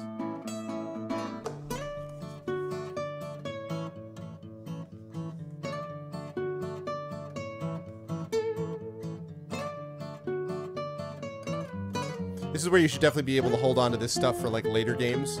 You know, hold on to these things. You're like, you have a sword and leather armor. You're like, no, actually, I have a mirror, an onyx egg, a sealing wax, a beetle charm, a bracelet of mermaid scales, a silver mirror, a bone flute, and ebony basement. Okay, that looks fairly definitive. So, chat has decided, and so that means you're down to 5 gold and a whole bunch of stuff. Abjul tells you that he thinks Vatos lies in the southern part of the Desert of Skulls, and you decide to take his advice. Thanking him for his help, you set off south. I'm going to give you a save point there, having just met him, and also because of something that you're about to encounter. I know, right? There's a merchant. You didn't go get anything from that guy, did you? Because he's terrible, and yeah. My sensible purchasing, yes. Yes. Yes, indeed. Okay. Not long after the tent is out of sight, you begin to feel a slight tremor in the ground beneath your feet. Suddenly, the sand starts to shift before you. It rises into the air and then falls down in a great cascade to expose this.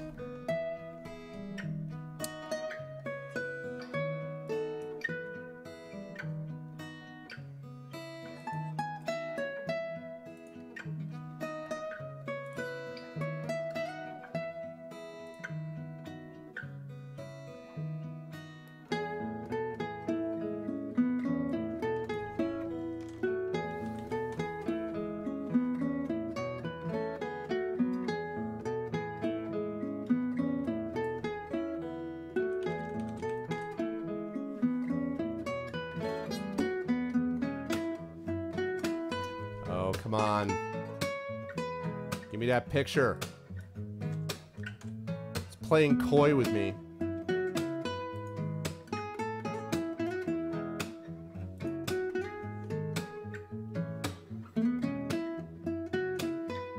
There it is. I found it. Alright, so you guys see this. Here's what you guys see. Now I have to wander around to find some rich adventure to buy it from us, yeah. Alright, here's what you guys see. I'm capturing it now. Bear with me.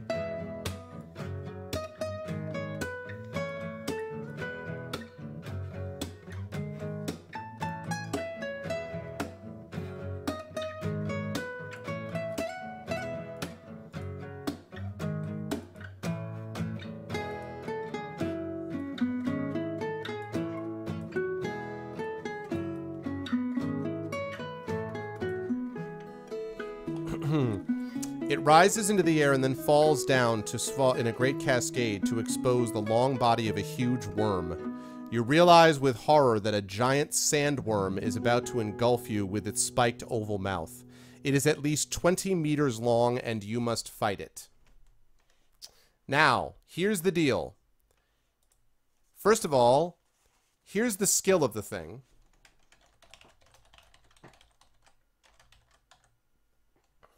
Giant sandworm. Here's the problem. 9 skill, but here's the problem.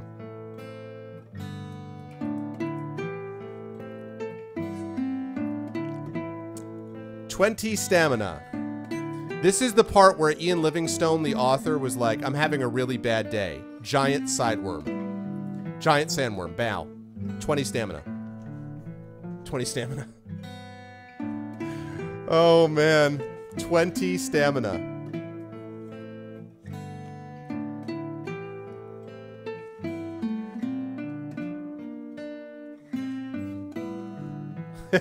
Right?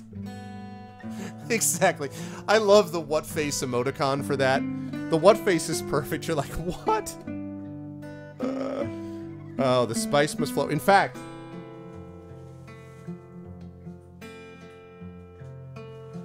look at what book I've been reading on and off. I've been reading it in between other stuff, but look at what book I've been reading, guys. That literally is sitting in my bag, in my laptop bag. I've been reading that. Dune, man. If you win, do I get a raise? It'll be fine. Just chuck the silver mirror at it. Right, yeah, plot twist. You don't encounter the sandworm if you leave the silver mirror behind. No, that's not true. Yeah, Lego. Absolutely. You can do it. Tickle it. Maybe he's friendly. Show him the friendly side of your sword. That's what I'd say. You can do this, chat. You can do this. You got it. You got it. Don't worry. Somehow you've got this covered. Oh, the Dune movies? Yeah. Mr. Sting with that one. You have 8 skill because you got bit by a sandworm. No, not by sandworm. You got bit by the sand snapper, and then there was some other reason. Whoa! Starts off strong with the 12. 20. He needs an 11 to tie. A 12 to beat. Does not get it. Wabam! 18 stamina. There you go. Try flip kicks. This would be a good time for knights in the round. The silver mirror is actually magical. Engulf the sandworm in a wormhole of time and shred it to pieces. Easy. And you got hit by... That's the other one, right. The clay pot trap. Yeah. Choose retreat. Choose... Oh, God. Okay. 9. Okay, so an 8 to tie. 9 to beat. He gets a 2. The sandworm comes down, but you manage to dodge out of the way. Yeah, they lowered skill 1 each. Yep. And if you had gotten... Remember the medallion you picked up? If you were unlucky... Remember, you got to test your luck. If you were unlucky, it means you would have picked it up with your sword arm and you would have lost another skill point or 2. I'm telling you, man, he was not messing around. Ian Livingstone was pissed off when he was writing this book. Okay, 6. That's a 5 to tie. A 6 to beat. He gets a 6. So you do get hit. Wapow. Next one, however, is a 9. He needs an 8 to tie, a 9 to beat. He gets a 3. All right. Sandworm, it's a tarp. Means it's a rock mud type. Right, exactly. Gotta catch them all. Sandworm used I'm large. It's super effective.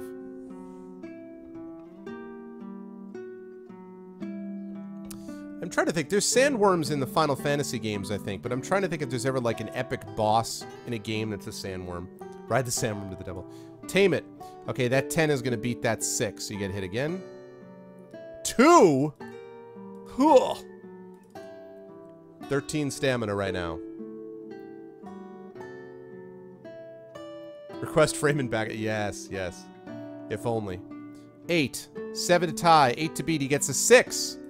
Gets knocked down. Okay, 12 stamina.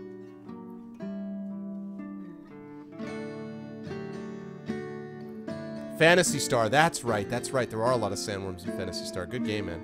Do you have water to throw at it? It'll turn into a sandcastle. 9. 8 to tie. 9 to beat. He gets a 5. All right. 10 stamina.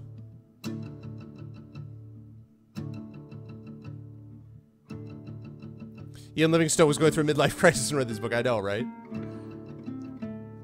You Grobolus, a swamp snake. I guess so, Knight. But I thought there was a sandworm, like you fight in the desert in one of the Fighting Fantasies, like 6 or something. Hatcher Onyx now is like, hey, quick! Okay, 4 to tie, 5 to beat, he gets a 9. I sense some provisions in your future, guys, if you manage to survive this battle. If you survive this battle, I'm thinking you're going to want this. 7. Alright. A 4 is good enough, so you hit him again. He's down to 8 stamina. Yeah, from Super Guitar Bros. Ouroboros. I'm sure he's fine. Right, he'll have like a skill of 20, stamina 50. I'm sure he'll be fine. Every time he hits you, he does 10 damage. 11. Okay, 10 to tie, 11 to beat. He gets a 2. All right. I know, right? 6 stamina.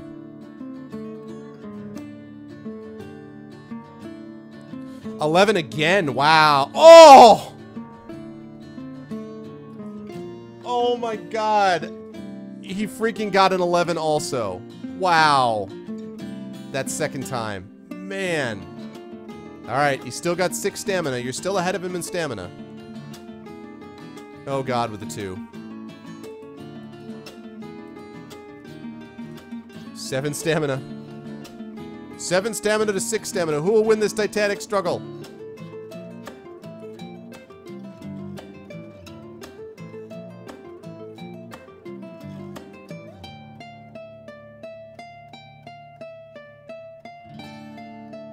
Oh god. Oh no! Lego, please. 5 stamina. You've dropped below the sandworm. Yes. What's up, Batman? Yes, stamina is hit points. Yes, it is. Every time you hit him, you do 2 damage. Every time you get hit, you take 2 damage. Unless you test luck, which you may end up having to start doing soon here. Depending on how things go. 4. 3, you tie. Wow, you tie. You need the pan-dimensional homing device, yes. You do tie him. So, no harm, no foul there. I would strongly recommend some higher rolls, though. 5, he hits you. 3.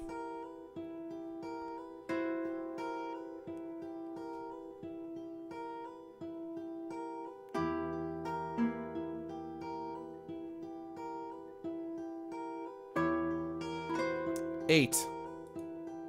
7, so he ties.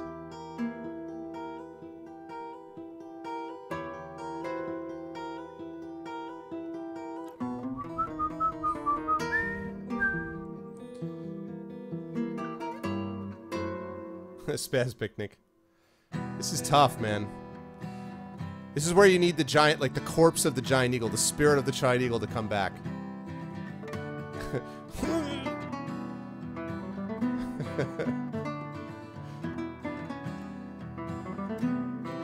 6. Oh god. Okay, so my recommendation here, by the way, you're at 3. So my recommendation is that you, well, before you roll again, well, alright, hold on a second. I'm gonna take that roll, but stop rolling for a second. I'm gonna take that roll. I'm gonna give you guys a chance to do something if you want. So don't roll, so stop rolling for a second, Lego. So you guys are at 3 stamina, about to drop to 1. You do have an option here, and I'm gonna count that 10 as like a combat round. So you did drop the sandworm down to 4. So if you roll for your luck, okay? If you roll to test your luck, you can actually take only 1 point of damage instead of 2. So it would drop you to 2 points of stamina. That would allow you to possibly survive 2 rounds, actually 3 rounds, I guess, theoretically, instead of all of them. So, the thing is, if you are unlucky when you test your luck, if you're unlucky when you test luck here, then you're going to lose all your remaining stamina points. So basically the question is, do you want to try to fight it out? He's got 4 stamina right now. If you take the 2 points of damage, you'll be down to 1 stamina. It means that you've got to win 2 combat rounds before he wins 1. Or you can test your luck. If you're lucky, that will drop you to 2 stamina and will give you the chance to possibly survive another combat round if you are lucky again. So the point is, it is very risky, but it is possible for you guys to do it. So basically, do you want to test luck to do all that, or is it too much of a risk? No, because Lego is honest. Lego is honest. I trust Lego. Lego would not dishonor the chat. So basically, take a risk, test your luck, and maybe drop 1. Or, take the 2 points of damage and win the next 2 rounds. It's a tough call. It's like 50-50 to me as to what you guys want to do. So either fight it out straight and hope that Lego wins 2 rounds, or take the luck, but you might run into trouble there. So luck or not luck is the question. And it would be easier if you had a higher luck, but 8 is a little dicey. So what do you guys want to do?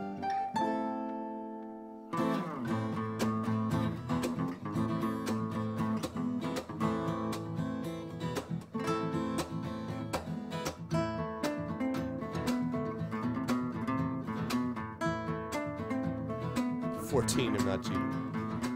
What do you guys say? What's the good word? What do you say? It is 2 dice versus 2 dice. Yep. 2 dice versus 2 dice is correct.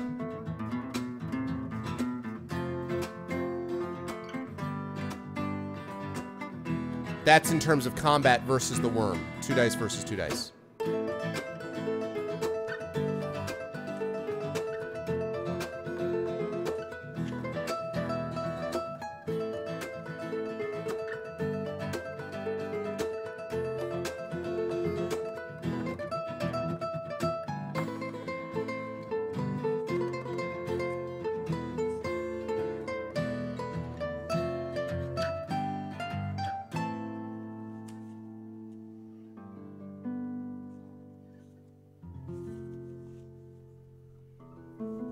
So what say you guys? What do you think? Luck? No luck? What's the answer?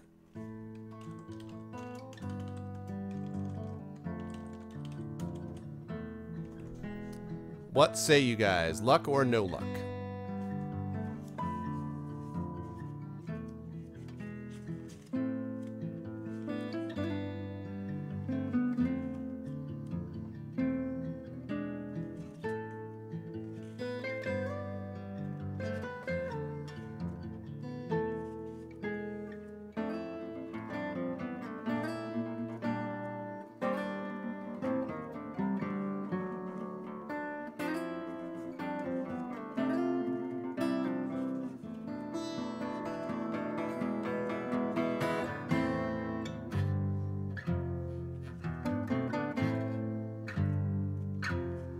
So luck, positive, luck. I see some people talking about luck. Sorry guys, I'm just looking at this that's here.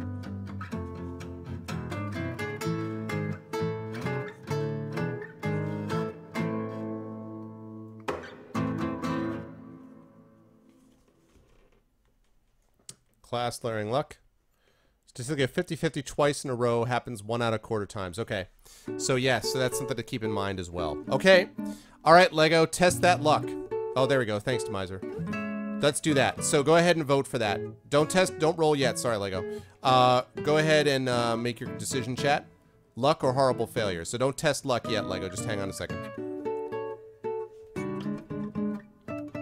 Let's take the 1 quarter, or some call it luck. Yeah, and by the way, that's always encouraged to be able to explain your reasoning. And that can sometimes be convincing to people. So you guys know the drill. Batman does make some sense.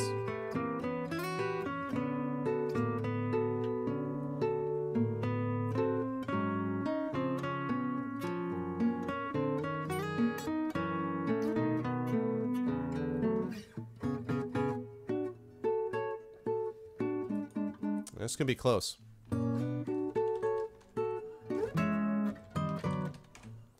Definitely gonna be close. Ah, we're tied up. 4 votes for luck, 4 votes for horrible failure. Not unlike the decision itself. This is kind of 50-50. I don't disagree. I will say this. I'm going to give you guys this little pop. The sandworm is important. The sandworm is important. So.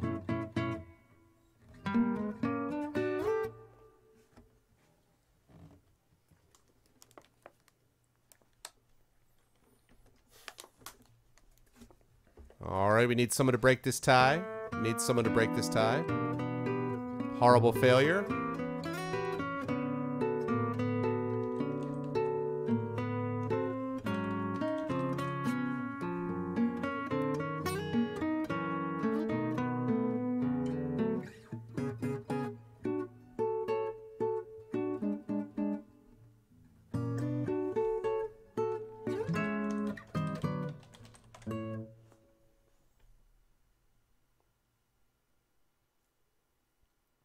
All right, 7 votes for luck, 4 votes for horrible failure.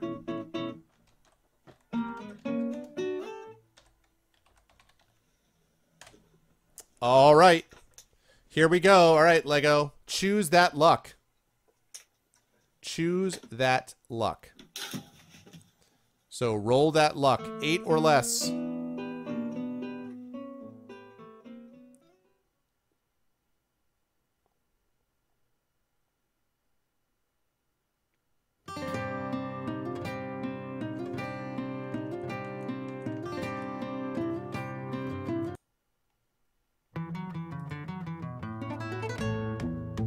Woo! Just lucky. You were just lucky. Sound Team JDK. Wow. That was close, but you made it. All right, Lego. Here we go, guys. 2 stamina. You got the sandworm. Now for the actual fight. Here we go, Lego. It's up to you. Come on, chat. Give him some. Let's get some hype going in this here. You can do it. Take down the sandworm. You can do it.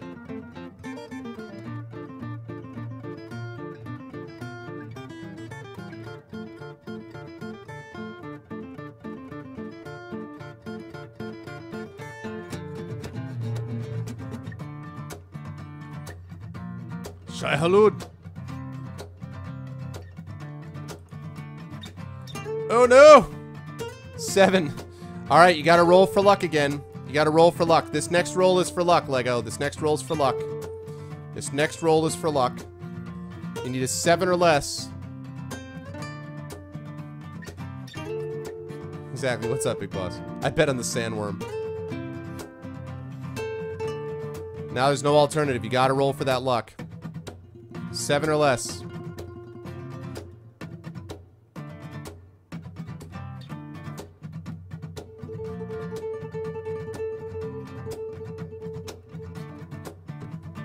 This is what happens when you buy a silver mirror, yeah. Exactly.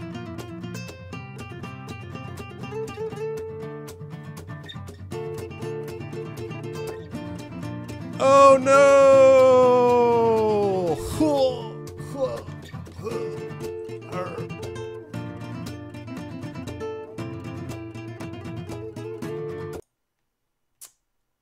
Well.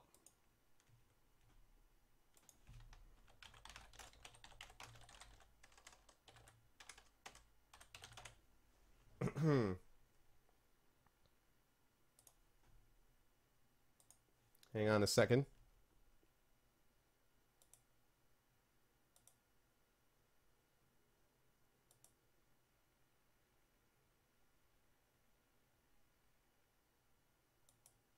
All right.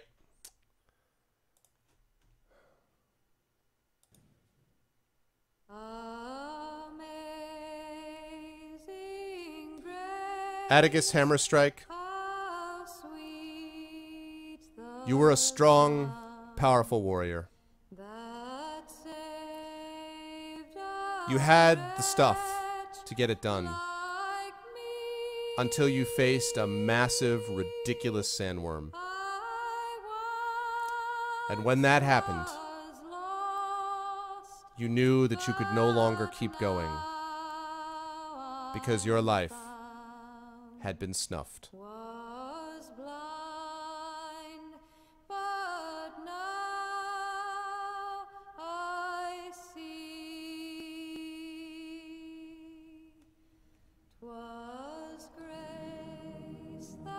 And in this life, sometimes it feels like you just don't have the strength to carry on. That's the life we face, Atticus Hammerstrike. You could not strike with your hammer. You could not strike with your Atticus. You were struck down. by a massive sandworm. But we'll carry on without you, Atticus. Do the best we can. And try for one more day to survive without you, Atticus, consumed by a sandworm.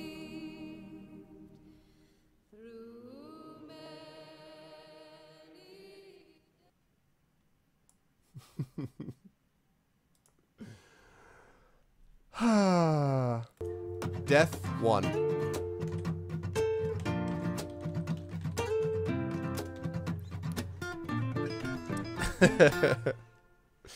If Atticus had an awesome name.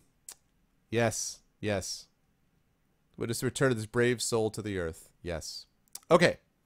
We're going to give that one more try, because literally your save point is right at this spot. So we are going to give it one more try. I'm going to up your stamina up to 19, which is where you started. We're going to up your luck back up to 8, which is where that started. And we're going to up his stamina all the way back up to where it went, which is 20. 20 stamina. Can we get a careless whisper? I'm never gonna dance again. So here we go. Second try, guys, on the sandworm. Second try. Lego, you may proceed. This will probably be the last try of the evening, guys. The good news is you're pretty close to the Temple of Terror. It's statistically improbable, but you almost had it. You really did almost have it.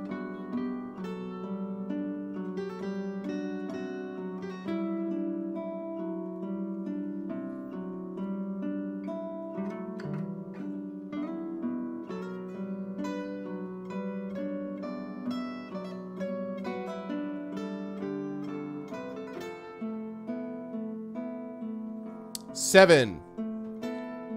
It's actually here. There's 7. 7 and 7. Okay, 7. So 6 to tie, 7 to beat. 1 is tie, no harm, no foul. Second one is a 9, so he does hit you the second time.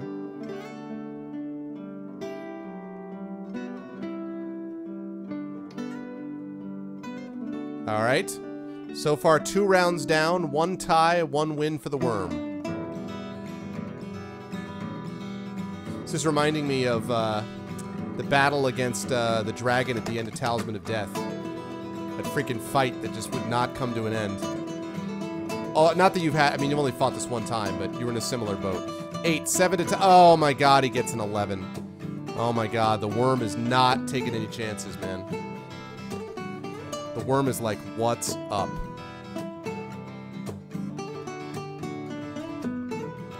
Six. Hits you again. Oh my goodness. The worm is just crushing you. Worm, worm, worm is not taking no for an answer. 8. 7 to tie, 8 to beat. There you go. That time you hit him. Worm is hungry. You should hammer down justice in this aggressive sandworm. You should pray to the sand gods. In D&D, I'd be all about that. In Fighting Fantasy, my abilities are more limited. Time Scar. Yes. Yes, indeed.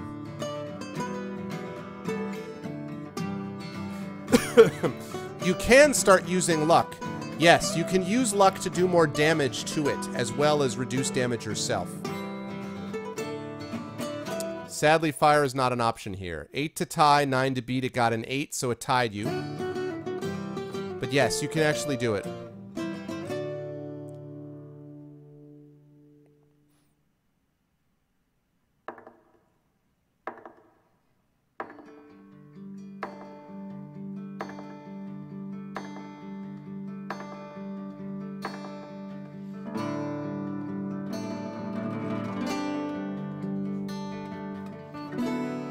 $11. Ah, I got hit that time. So now he's down to 16. 8. He hits you that time. Make a cute little chimpy of puff smoke. Do we get a morale bonus? 9. Okay. Oh! God, the worm is rolling so well this time.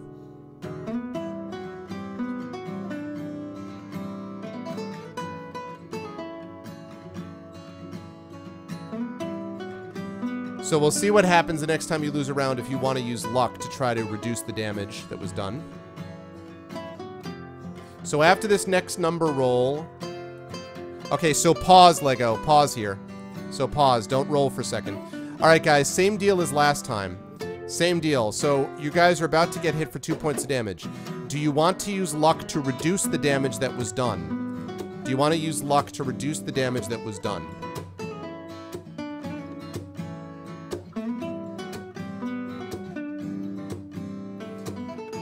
And I don't need a poll for this. Just give me your guys' chat's opinion. Do you want luck or not to reduce the damage that was done here?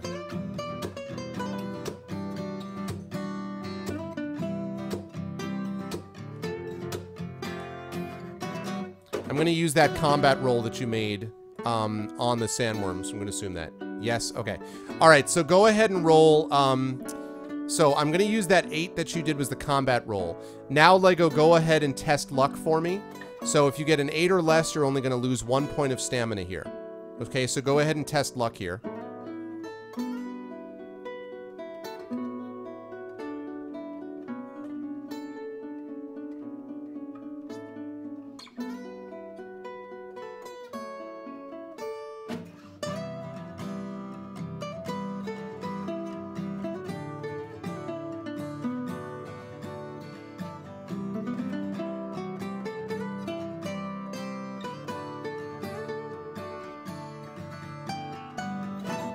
Ah, no. So you lost 3 points of stamina there. And you lost a luck point. Unfortunate. Greetings. The dice were not kind.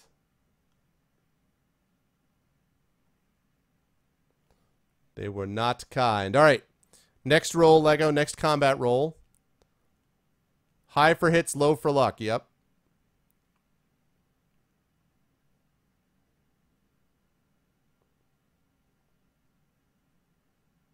Did you accidentally type 1 twice? Okay, 9. Whoops, hold on. I was gonna say what's going on. I accidentally muted it. Okay. Alright, so you hit him that time. Now he's down to 12. They have 6s on all sides. Alright, you got 6 stamina, he's got 12. It's gonna be tough, but it's doable. You got a shot. You got a shot.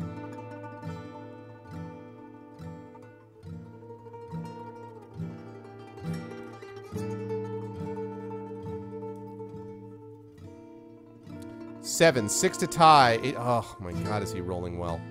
Alright, so again, alright,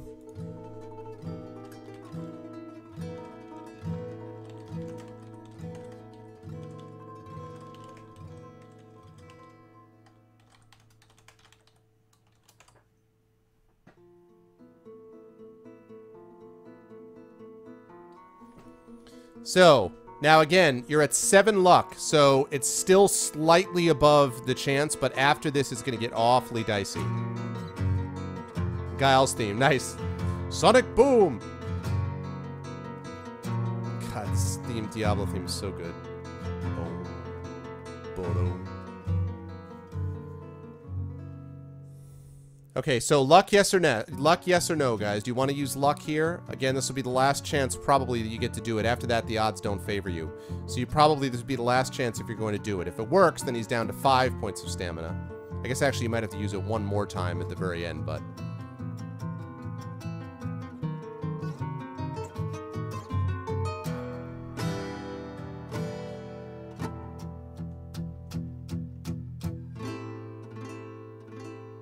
I've got yes for luck, yes for luck. Anyone else? Luck, yes.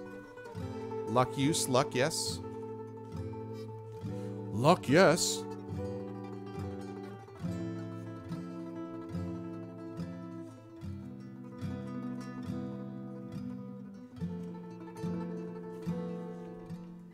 Alright, Blackberry Bear also says luck. Luck, luck, luck, luck, okay. Okay, it looks like chat, I think, unless I'm going to get some no's here, but it looks like people are in favor of it. So go ahead, Lego. Test luck. Mommy, all Mother Nature herself, preserve me! Pray for a miracle. Some of those battles we're supposed to lose for plot progression. Alright. Go ahead, Lego, and test luck. Here you want a 7 or lower, as you know.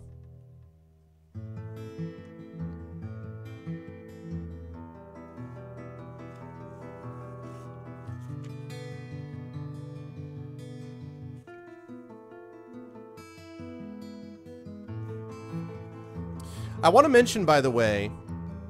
Oh, God. Oh, no! Oh, boy. Oh, man. I want to say, by the way, that, if you... that, okay, back to the combat.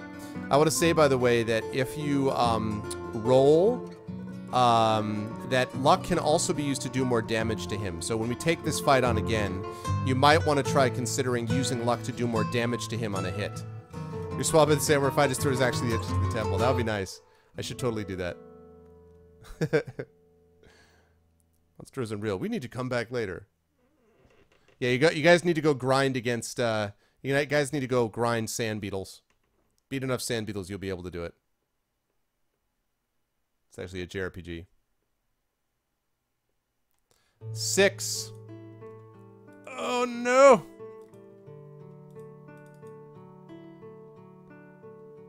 Alright, no reason to use luck here. You could die there. You need more levels. Alright, Lego, here you go. You got no... Your back's against the wall, Lego. Back is against the wall. You get to adventure out as an undead. Yay! Right, this is actually, Legacy of Cain. That's what this actually is. Blood Omen, or whatever it's called.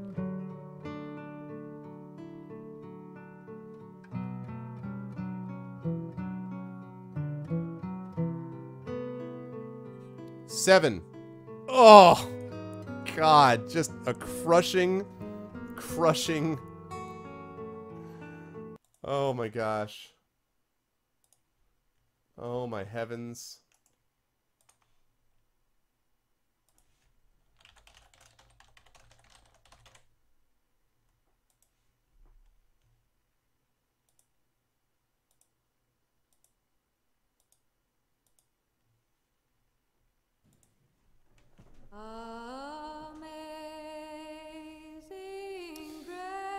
Atticus Hammerstrike.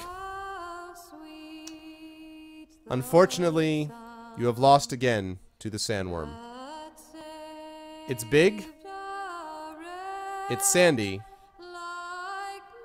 and it's a worm. And now you are those things, Atticus Hammerstrike. You were in the belly of a giant sandworm. And unfortunately, you won't be joining us for dinner ever again. I'm sorry to say it, but one more time, you have gone down to defeat.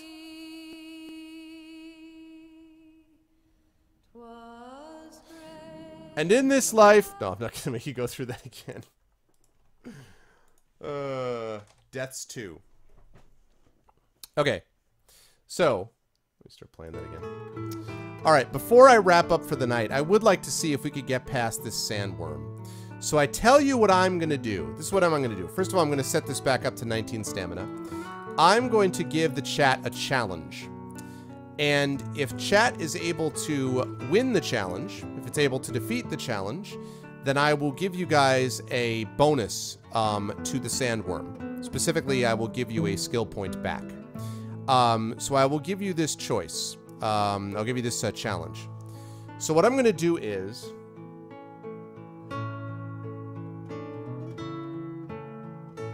I'm going to ask you guys a question. Were we helping the Ebony Face Mask? Yeah, right? That could have helped. So what I'm going to do is, I'm going to ask you guys a trivia question. And I'm going to give you guys 60 seconds to answer this trivia question. If you are correct about this trivia question, then I will give you guys a bonus skill point for use against the sandworm. So let's see if I can figure out the trivia question I want to ask.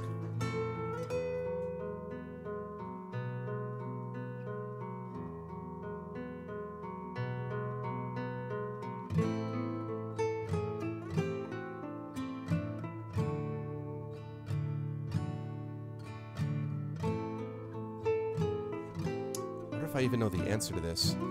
Alright, hang on a second. I want to check something. I think I have a good one for it. I think I have a good one for this. I just need to check something quickly. Oh. Damn it, though. It's going to be hard. All right, hold on a second. Hold on a second. I think I know a good one. But...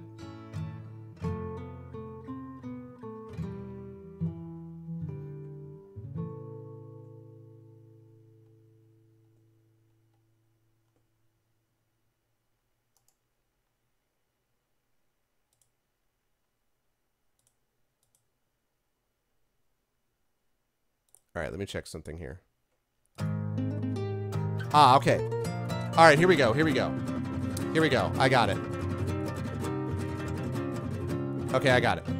Here we go. I'm going to give you guys 60 seconds to figure this out. 60 seconds, okay? 60 seconds. Here we go. You guys encountered Nostromo, the mage who told you about all the stuff going on with this and sold you the magic at the beginning of this book, right? I told you that you guys met him once before. You met Nostromo in the Forest of Doom, which was, I think, book number... It was book number 3.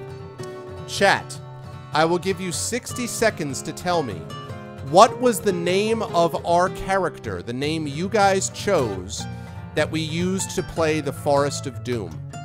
What was the name of our character in the Forest of Doom when you first met Nostromo? What was the name of the hero? You have 60 seconds.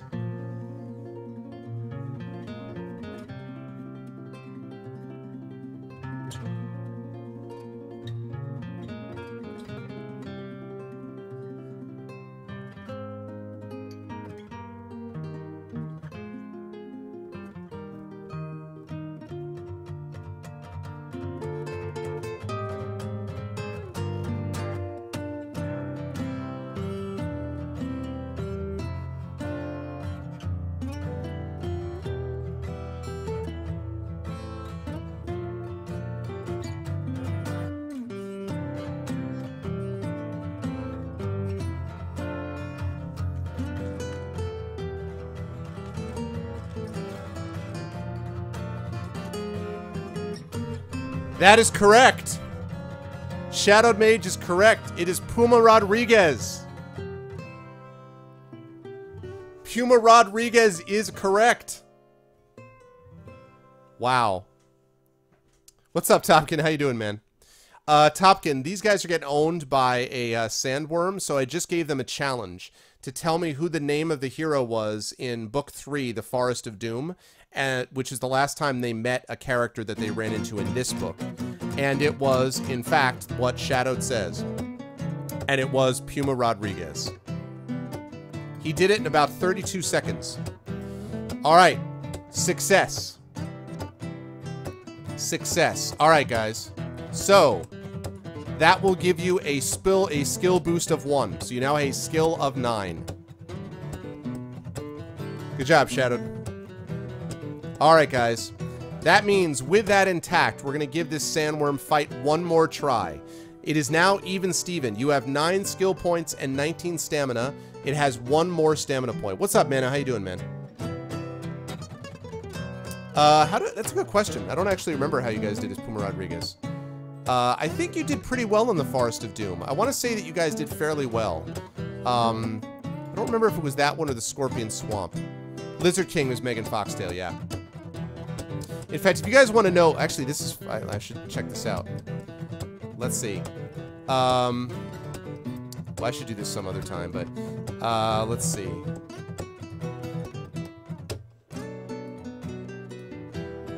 Oh my god. Caverns of the Snow Witch was Sir Percy Baltrex the Stout Blaster. City of Thieves was... City of Thieves was Amy Pond. Well, I don't want to go through all of them. I'll have to do that later on, though. It's a lot of them, so... Oh, yes. Reset luck. Yes. Sorry. That is correct. More trivia to reset luck. No. I'm going to stick with this. I think this is good for now. Puma... Exactly, Beljora. The sandworm comes into you and like, Puma Rodriguez, and the sandworm is like, my god, he's a legend. And the sandworm's like, okay. Here we go. I'll go through the names at some other point. I should totally do that at some point. It'd be cool to do like a quick like web page showing us what we've done. Okay, so here we go. All right, Lego. It's even up. You have 1 fewer stamina point. You have 1 fewer stamina point. But I think you're on... Weren't you on 8 luck? I think you were on 8 luck, I'm pretty sure.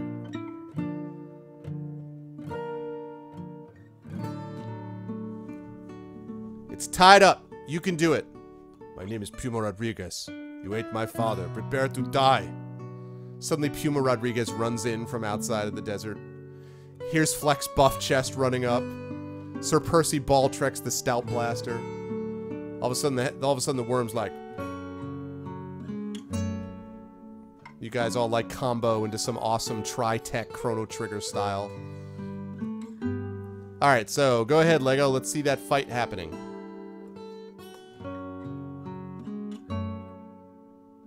I know, right, Top? Good to see you, Topkin. How's everything going, man?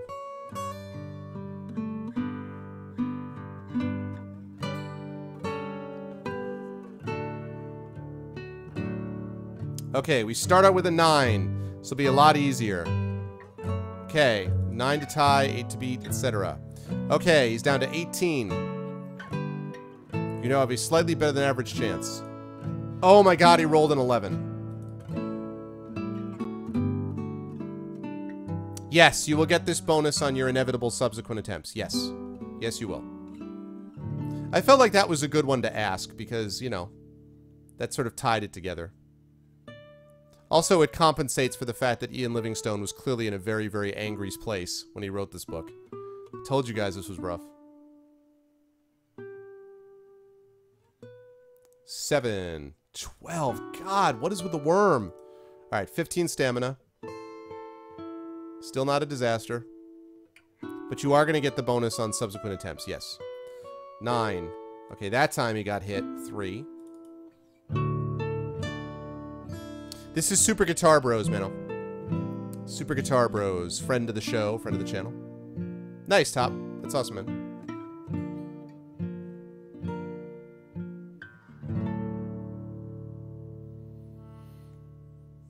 Okay. He rolls a 7, so he gets hit again. You surge ahead. You surge ahead of the sandworm. Luck for... Oh my god, you tied him with the 4. Luck Y, West River. I'm not saying you can't do it, but luck Y.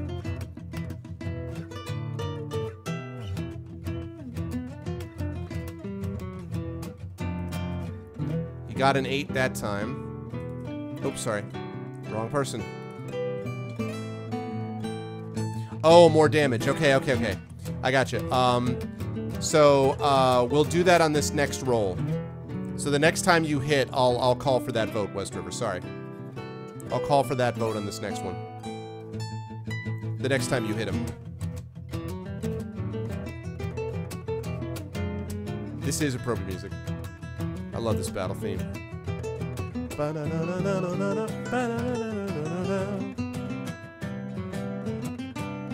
So the next time you guys hit, I'll use that. 10. Okay, now, pause.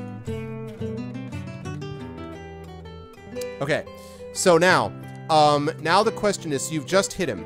As it stands now, he's going to drop to 12 stamina, but if you test luck here, if you test luck and are lucky, you will do 4 points of damage to him and he would drop to 10.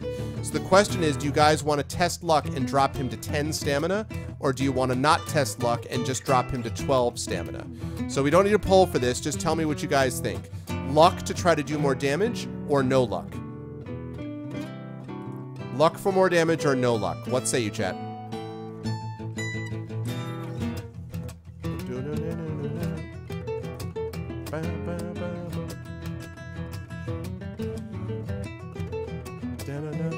Shadow says, do eat.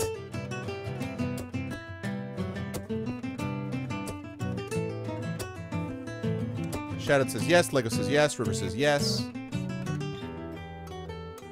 By the way, if you're unlucky on this, you will only do 1 point of damage to him. And of course, you'll lose a luck point either way, but... What's up, Midas? No. Okay, it looks like most people are in favor of yes. Midas says no. Any other votes? Any other votes? Going once, going twice.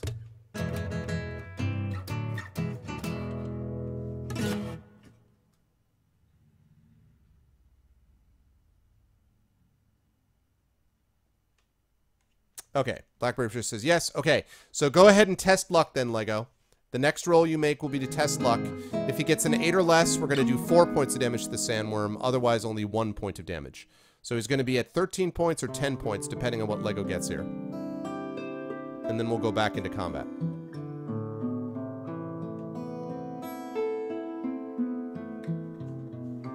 And this will be the last battle of the night, guys. After this, we will do our giveaway and raid, and then we'll call it for the night.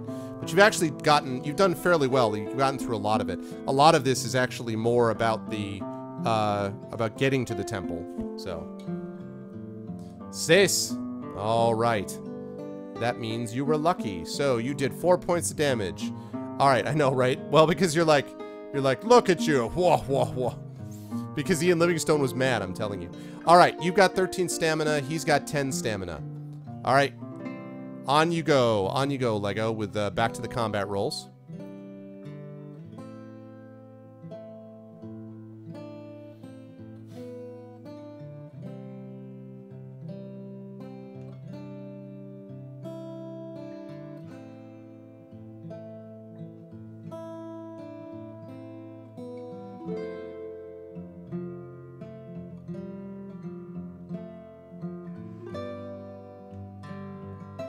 Okay, 6, 8, so he does damage back to you. 12. Wow, you were not messing around on that one. 8 damage, okay. You were at 11, he's at 8. You know, this game always made a big point of the fact that if you have a low skill score, you can still win. I guess it's possible, but man.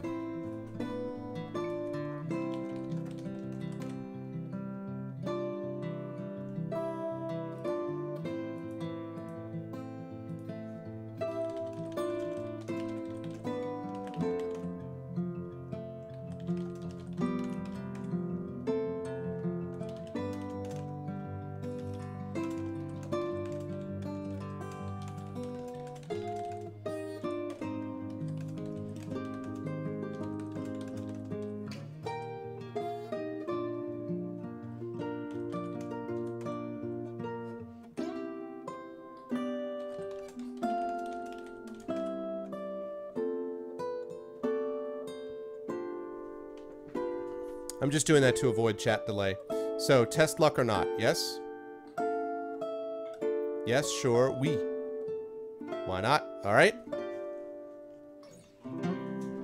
Hi. Okay. Alright, go ahead, Lego. Test luck. Alright, Blackberry says yes as well. No luck will fail and lose damage. So we have 1, 2, 3, 4, 5, 1, 2, 3, 4, 5, 6, and 1 no. 6 yes, 1 no. Alright, go ahead, Lego. Go ahead and test that luck. I think that's the will of chat. So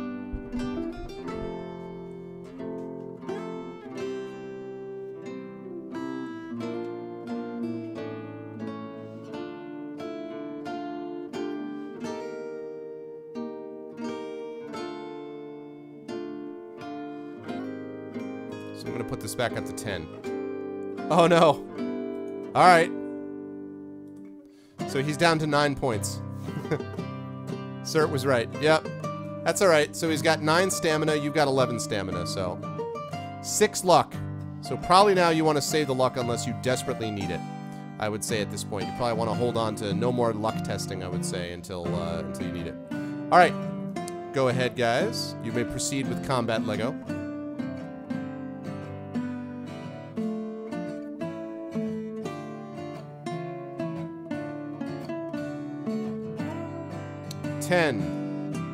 Alright.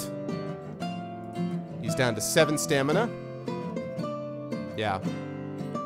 Alright, got 11 stamina to 7 stamina. 11 to 7.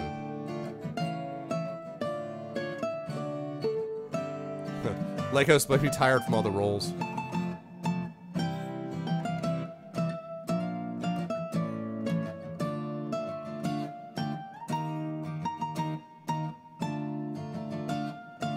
True. That's true. No, for sure. I think you did a good job with that. But the only thing is, obviously, that you don't want to undercut your ability to perform in battle by using up your luck to such an extent that you get unlucky and do less damage. It's less about saving the luck and more about the damage that it does, so. Yeah, 12 you say? Alright, you've got 9 stamina, it's got 7 stamina. You're still ahead of it. You're still ahead of it.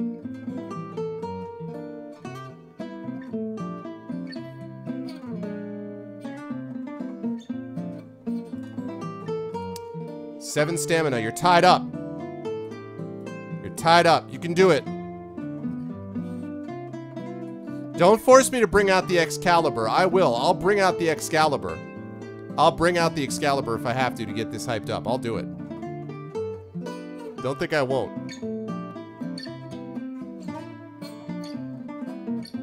DPS is the key. DPS is always the key.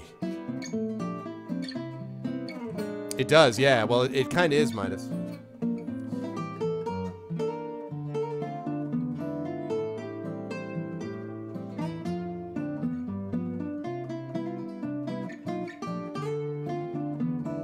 I love the fact that you shouted Puma Rodriguez, and he's like, "What?" It's pretty funny. You better get something.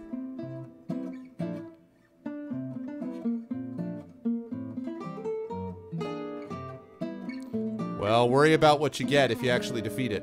One problem at a time.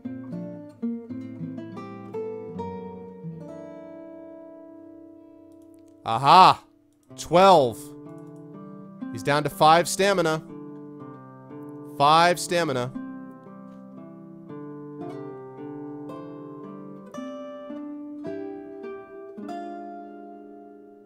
Five stamina. All the sandworm sticks. You can open up your own fast food sandwich joint. Kentucky Fried Sandworm. Oh my gosh, this battle. 5 stamina versus 5 stamina. 5 versus 5. 5 versus 5. 11. Oh my god, this is so epic. Such an epic fight! Such an epic fight. Sandworm Witch. I know, right?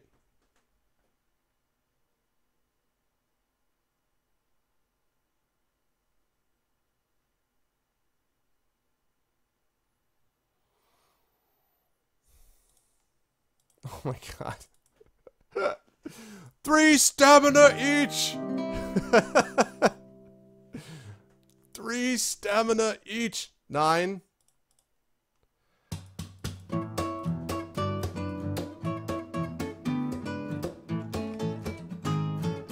Okay. So, now. Okay, so here's the deal. Here's the deal. Here's the decision you guys have to make. So you guys have just hit the sandworm, which will drop it to 1 point of stamina. If you test your luck, which means he needs to roll a 6 or less, if you test your luck and roll a 6 or less, you will kill the sandworm. If you don't, you will drop it only to 2 stamina. So probably it makes sense for you to test your luck at this point, because worst comes to worst, you've still got it within a point of doing it. So probably it makes sense to test your luck at this point. The only thing is you're going to be awfully low in luck, but that's the deal with that. So do you guys want luck or not?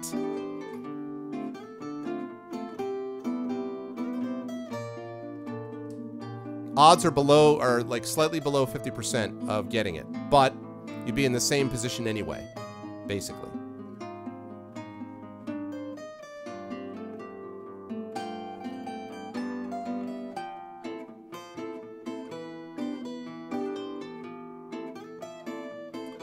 Test luck, luck it. Luck, yes, no, yes, no, yes, no, yes, no, yes, no. Let's do this, okay. It's gonna be a big celebration. Okay. Alright, in that case, go ahead, Lego. 6 or less, you kill the thing. 6 or less.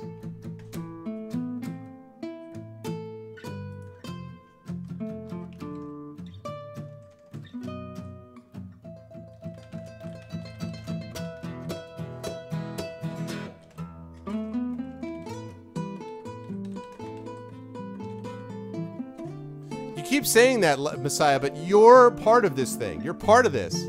It's not my horrible death, it's your horrible death.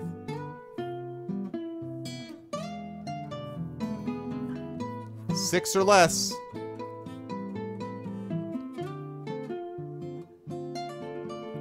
Drum roll.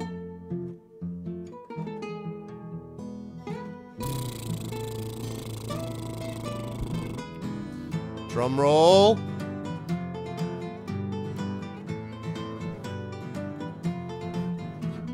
Drum roll successful.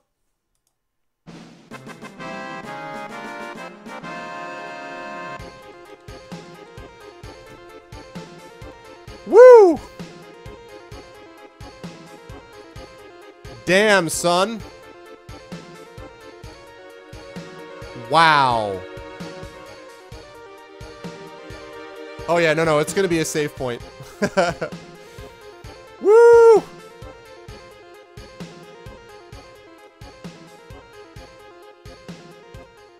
Wow. Nice work, guys. Wow. Now you get to eat the other participant. That was impressive. I was not sure. I was not sure whether that was going to work, but wow. You defeat the giant sandworm. Holy crap. Okay. So, hold on a second. Before we go to this now, before I tell you what you win with the giant sandworm, I'm going to strongly suggest that you guys have a provision this entry and next entry. You just defeated it, so you get a chance to eat now and eat the next entry. I'm going to suggest you eat 2 provisions, but it's your guys' decision. Provisions yes or provisions no. And after this, I'll tell you guys what you won, then we're going to have a save point and we'll call it for the night. That was a good epic way to finish. Man, that fight. But I'm going to guess you're going to want provisions. I know you're using a lot of provisions, but you're at 3 stamina. So...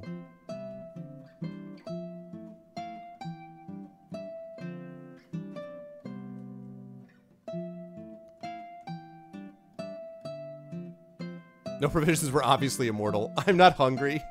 Narm, narm, food, eat, eat, eat.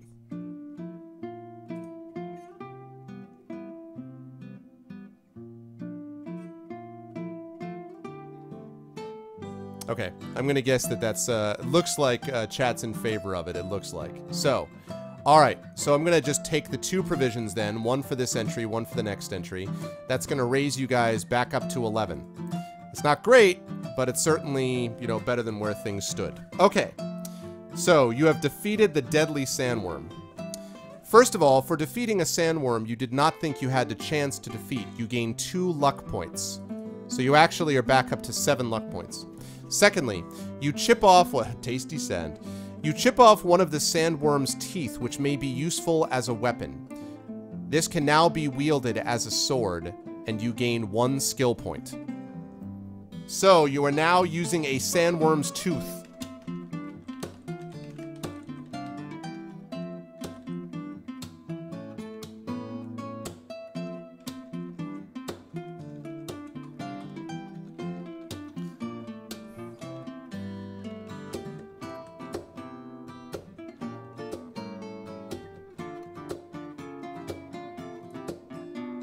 Yep. Sandworm tooth. It's really more of a spear than a sword, to be honest. It's really more like a spear. But it's a sandworm tooth. I think that's all that really matters here. All that really matters is you guys got a sandworm tooth, so... There you go. Alright. You tuck it into your belt and continue south. You walk steadily on until the sun sinks below the western horizon. Under the cloudless sky, this is going to be your last choice of the night, by the way. Yeah, sort of does. You saw the size of the teeth. Look at those teeth. Dual wield for the win. Sadly, you can't do that. Under the cloudless sky, the desert quickly becomes very cold. Are you able to cast a fire spell, chat? And do you want to cast fire? You already know that you can. Do you wish to cast fire or not? Fire or not? Yeah, but you also got 2 luck points and a skill point, Beljora.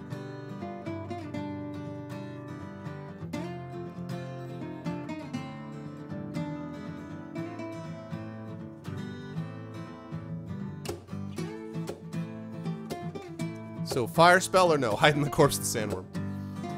It's just like, it's like a tauntaun, right? It's like on Hoth. It's a tauntaun. So, yes. Cast fire or not, guys? Fire, yes or no?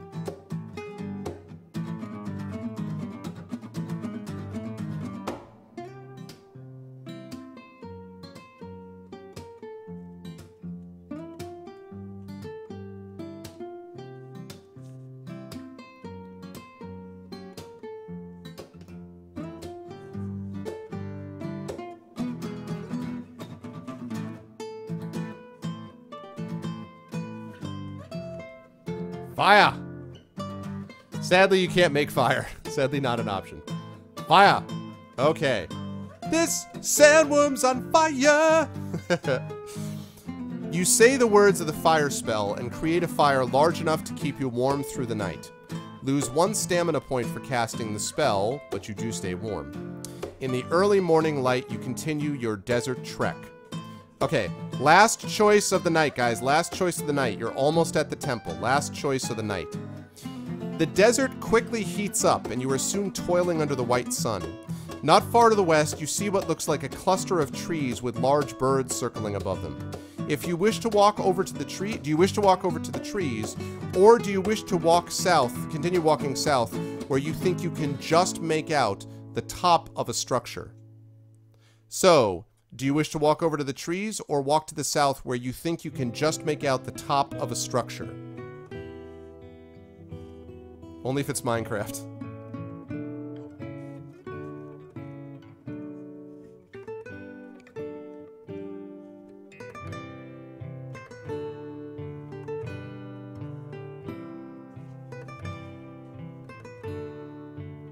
Long incantation, yeah.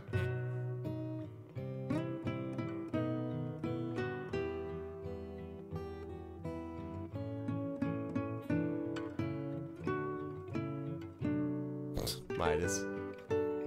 Now.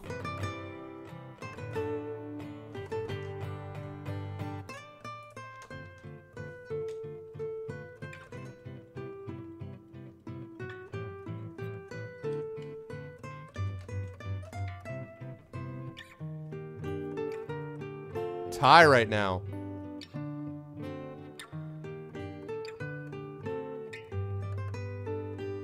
Hey, what's up, Kilobyte?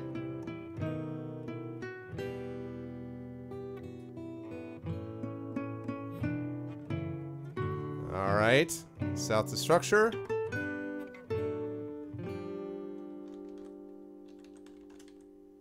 What's up, Kilobyte? How you doing, man?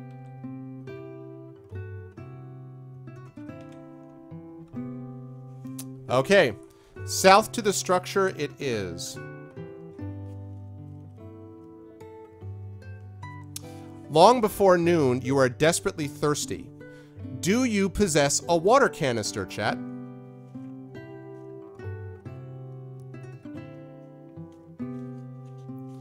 Do you possess a water canister? Do we have a water canister? South 180 to the birds.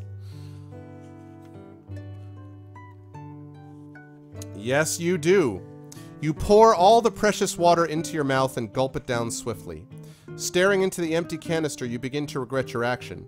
You have no choice to carry on, but at least you feel refreshed.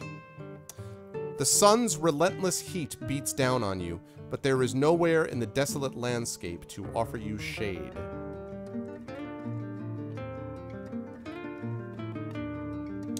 You become slightly delirious in the desert heat because of mild sunstroke. Lose 2 stamina points. Nevertheless, you press steadily on south. Now, question, because the next entry is going to bring us to this structure that I mentioned before. But before we get there, the question I have for you guys is, do you want to use 1 more provision? Doing well, man. Eat a can of Pringles. So, do you want to use 1 more provision, which would get you up to 12 stamina? 1 more provision or not? You're at 8 stamina now, which is awfully low. So 1 more provision or not. And then literally the next entry is going to be the last one of the night. Not choice, but you'll have an entry.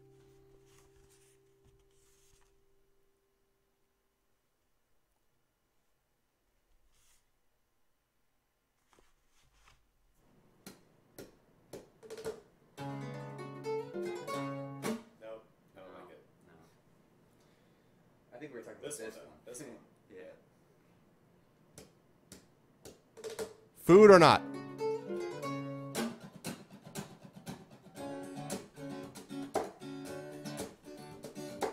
Because heat stroke, Lego.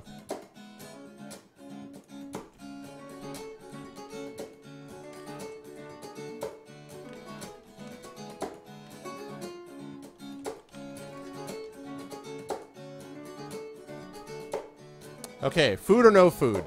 Now, it's understandable about the provisions being low, but the stamina obviously is a major issue. So, you're currently eating yourself. So, you got a mix of things to balance out here.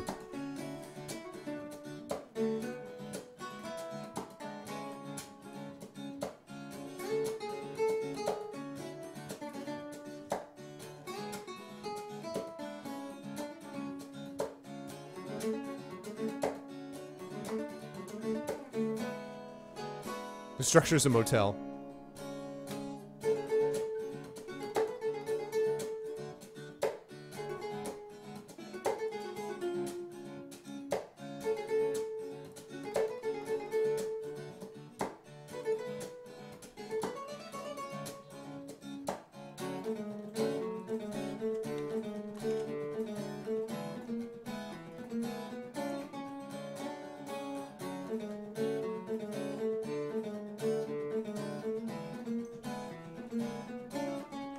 Eat half.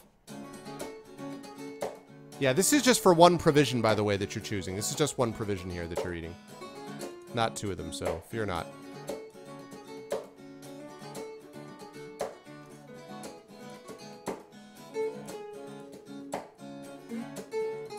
I'm just capturing this last image as you guys make this decision.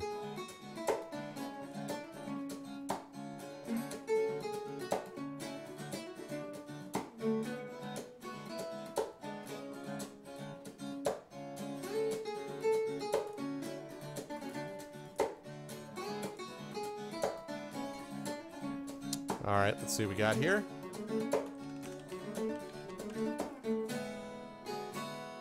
Food, 5 votes. No food, 3 votes. 6 food. Okay, so...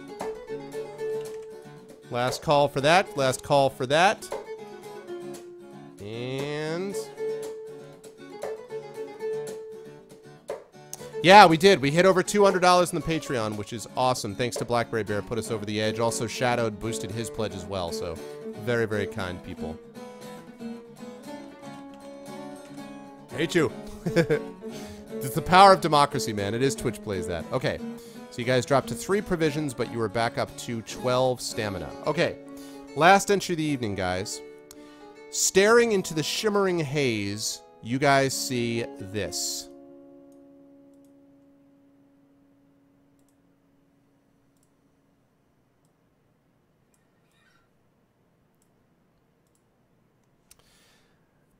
You see a high stone wall less than half a kilometer away. Various stone towers and roofs inside the wall protrude above it. It is the home of the Temple of Terror. As you get closer, you see that wind-blown sand has drifted high against the wall, and that no trail or track leads to the entrance gate, which is partly blocked with sand. Vatos, a voice inside you shouts.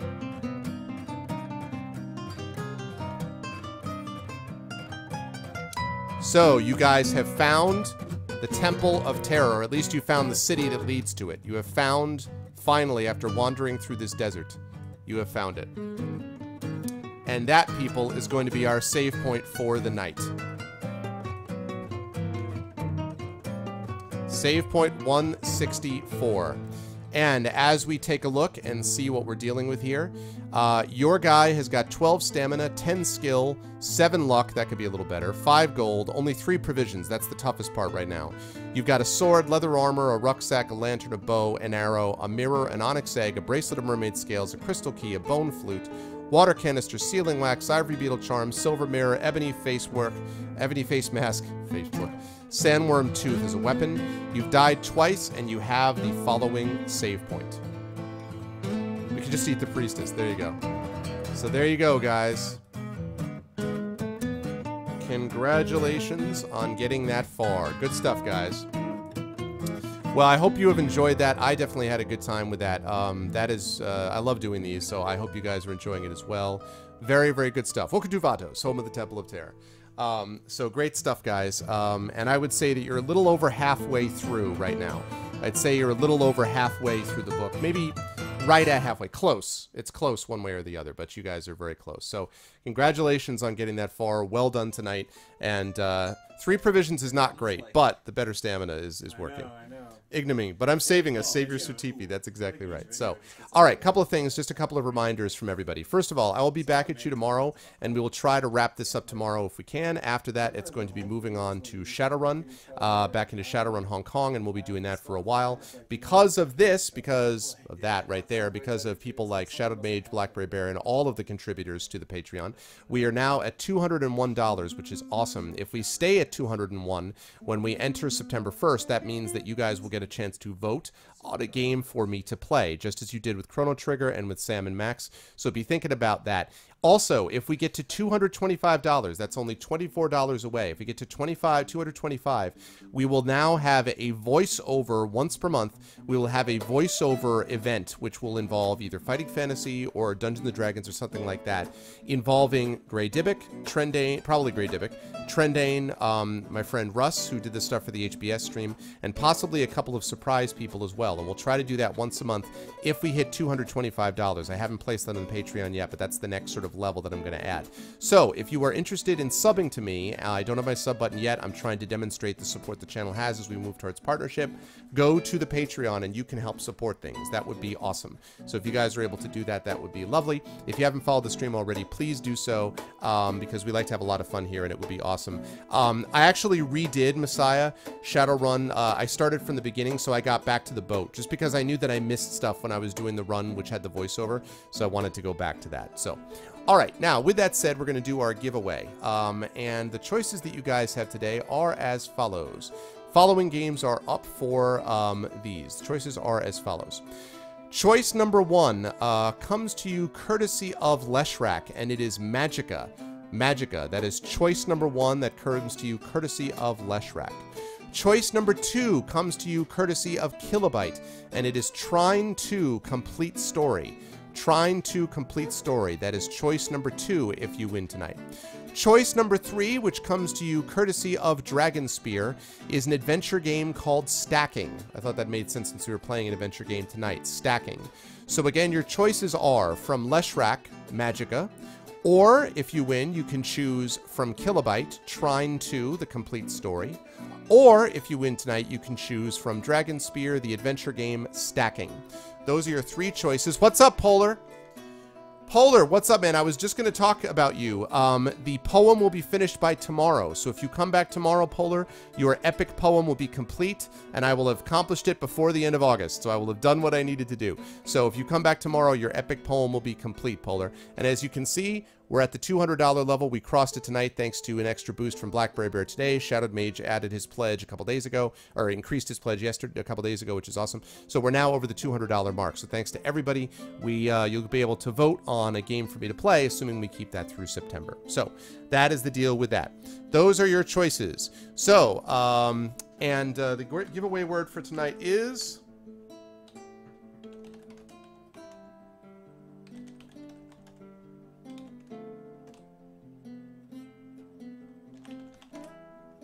Awesome. Worm food. Your choice is worm food.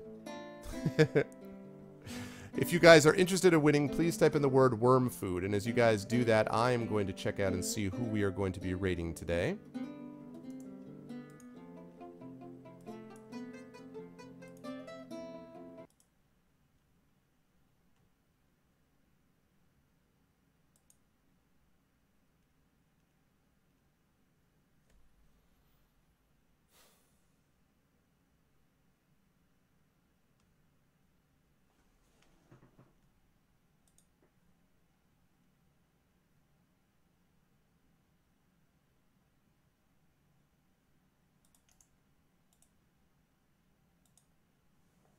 I know who we're gonna raid.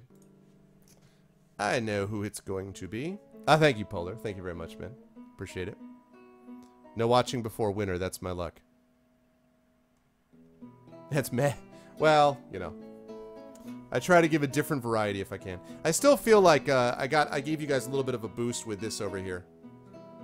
My was it? My 10d6 right there, 10d6 fireball. I think that helped you guys out.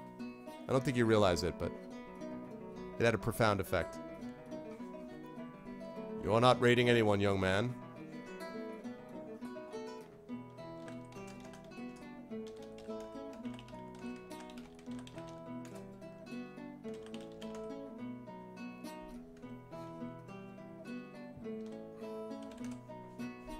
All right, here's the last call. 11% chance. 11% chance. A lot of people are interested in winning tonight. You're gonna rock it tonight. You're gonna jazz it up and have you a ball. You're gonna rock it tonight. The more you're gonna rate it, though, yet you'll fall.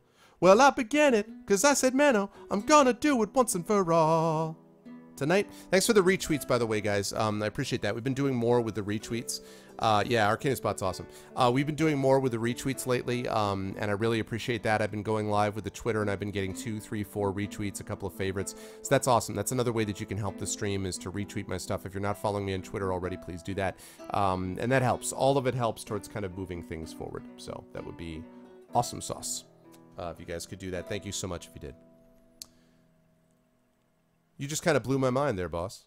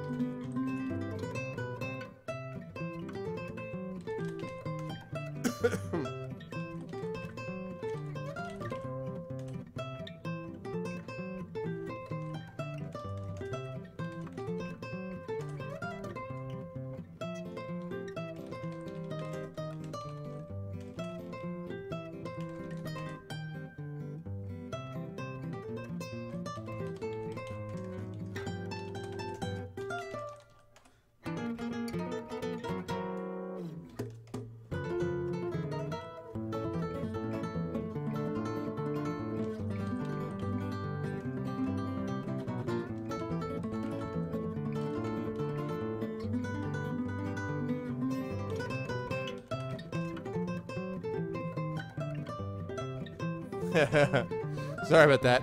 Congratulations, Beljora. What's it gonna be, Beljora? What would you like? Sorry about that. I was so into the poll thing that I forgot how it actually closes. Stacked. All right. I can get you that. Stacking.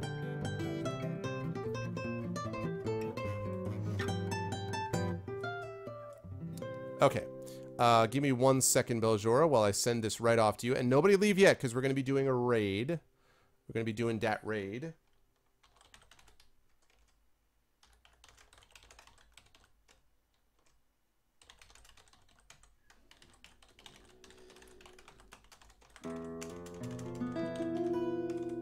All right, and give me a second as I send this message to you. Just one moment. Rigged. What's up, Lakota? All right.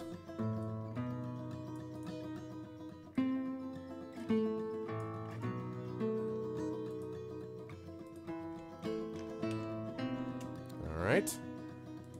This is courtesy of Dragon Spear. So again, make sure to... this is a Steam code, by the way. So make sure to thank Dragon Spear as well. Yeah, stacking is a completely different game. Yes. Okay. And it is on its way to you, sir. It is on its way to you. Okay. Now, again, just as a reminder, I'll be back at you tomorrow with the continuation, hopefully the conclusion of Temple of Terror, before we move on back to Shadowrun. Next week, remember, I'll have normal streams to begin the week, but then Tuesday and Thursday. But then Friday of next week, I'm going to be going to Atlanta, Georgia for DragonCon. I don't know if I'll be streaming there. I'll try to bring RFbox. I don't know if I'll be streaming there or not. No promises. We'll see. If not, then definitely when I get back, I will be back to my normal arrangement of streams starting the week afterwards. So, you know, not sure about next week, Friday, but we'll see about that. Now, tonight, however, we are going to do a raid. School starts for me next week. Starts next Thursday, although next week I'm going to be doing a lot of syllabus prep and stuff like that. So, there we go. Yes, it's stacked with content. As Shadowed was kind enough to do, the Arvanauts have landed. You can feel free to practice. Again, the key is to make sure that you do it. Only do that when you hear my audio outro. Please don't do it before then. As long as you do it when you hear my audio audio outro, we can all go at the same time, and it's awesome, and everyone gets super excited and all that kind of stuff. Before I do that, I want to thank everyone who made this such an awesome stream tonight. First of all, my awesome mods. Thank you to Apples. Thanks for doing the CTT as well, Apples. Thank you to Dragon Spear, to Kale Satobo, and to Shadowed Mage. Great job tonight, guys. Also, thanks to Lego Freak. Oh, where's Lego? No, Lego's not there. Thanks to Lego for all the dice rolling and all that stuff. Thank you, Lego. Good job tonight as well. Thanks to my regulars. Thanks to Clemative, to Axeman, to Beljor, to Big Boss, to Blackberry Bear. Thanks again, Blackberry Bear, for the boost and the pledge. I appreciate it. Same thing to Shadowed Mage as well. Thanks to Bertasiel, to Dakame, to Darken Wolf, to Ghost. Thanks to Glob, to Gray Dybbuk, awesome voice guy. Thanks to Kilobyte, glad you were able to make it in, man. I know it was just a little bit at the end, but I appreciate it. Thanks to Kais, thanks to Lakota Warrior, to Love Shack, to Messiah, to Midas, to Mano, to Nosh, to 180 Out, to Roix, who is an awesome game design dude, from which more later. Thanks to Polar, and Polar again, I'll catch you tomorrow. Thank you to Scriptlet, thank you to Certifi, to Shadowhunter, to Smacky Butts, thank you to Someplace to Sleep, all regulars of mine. Thank you to the One Batman, I appreciate your contributions tonight too on the statistical side as well. Thank you to the Grows. Thank you to Tyratical. What's up, Tyratical? Thank you to Topkin. Thank you to Rogan. And thank you to Zebchi. You guys are all the best.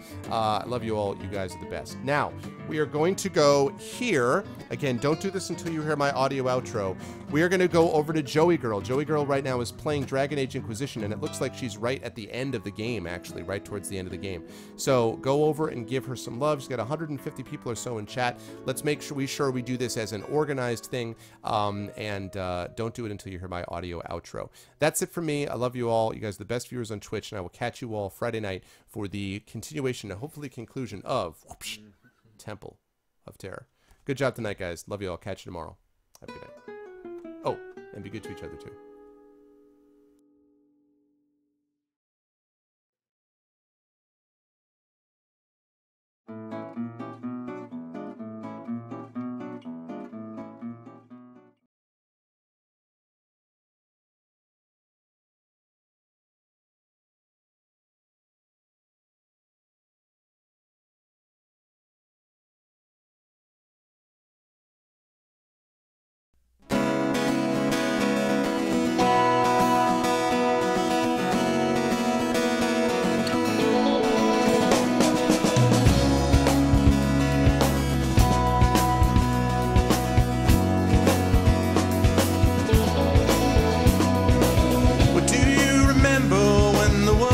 Fresh and new, when it all seemed clear to you, when your aim was straight and true. Were your mind untroubled by the questions in the dark, content to play your part, open pathways to your heart? Were your life untainted by a host of broken dreams, when all your acts were queens, understood all that it means? Could you have understood the way your life was bound? Did you ever wonder how you got from there to now? Oh yes, you're gonna fly away from here, where the sky grows more clear, and your problems disappear, drift away down below. Watch them go down to your friends, where the trouble never ends, and there's always just one more day left to go.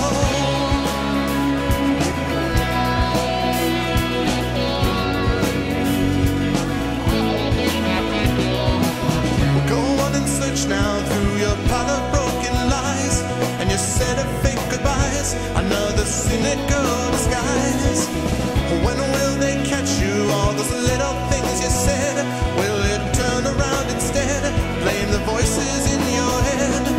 With all your subtle language, try and turn your life around.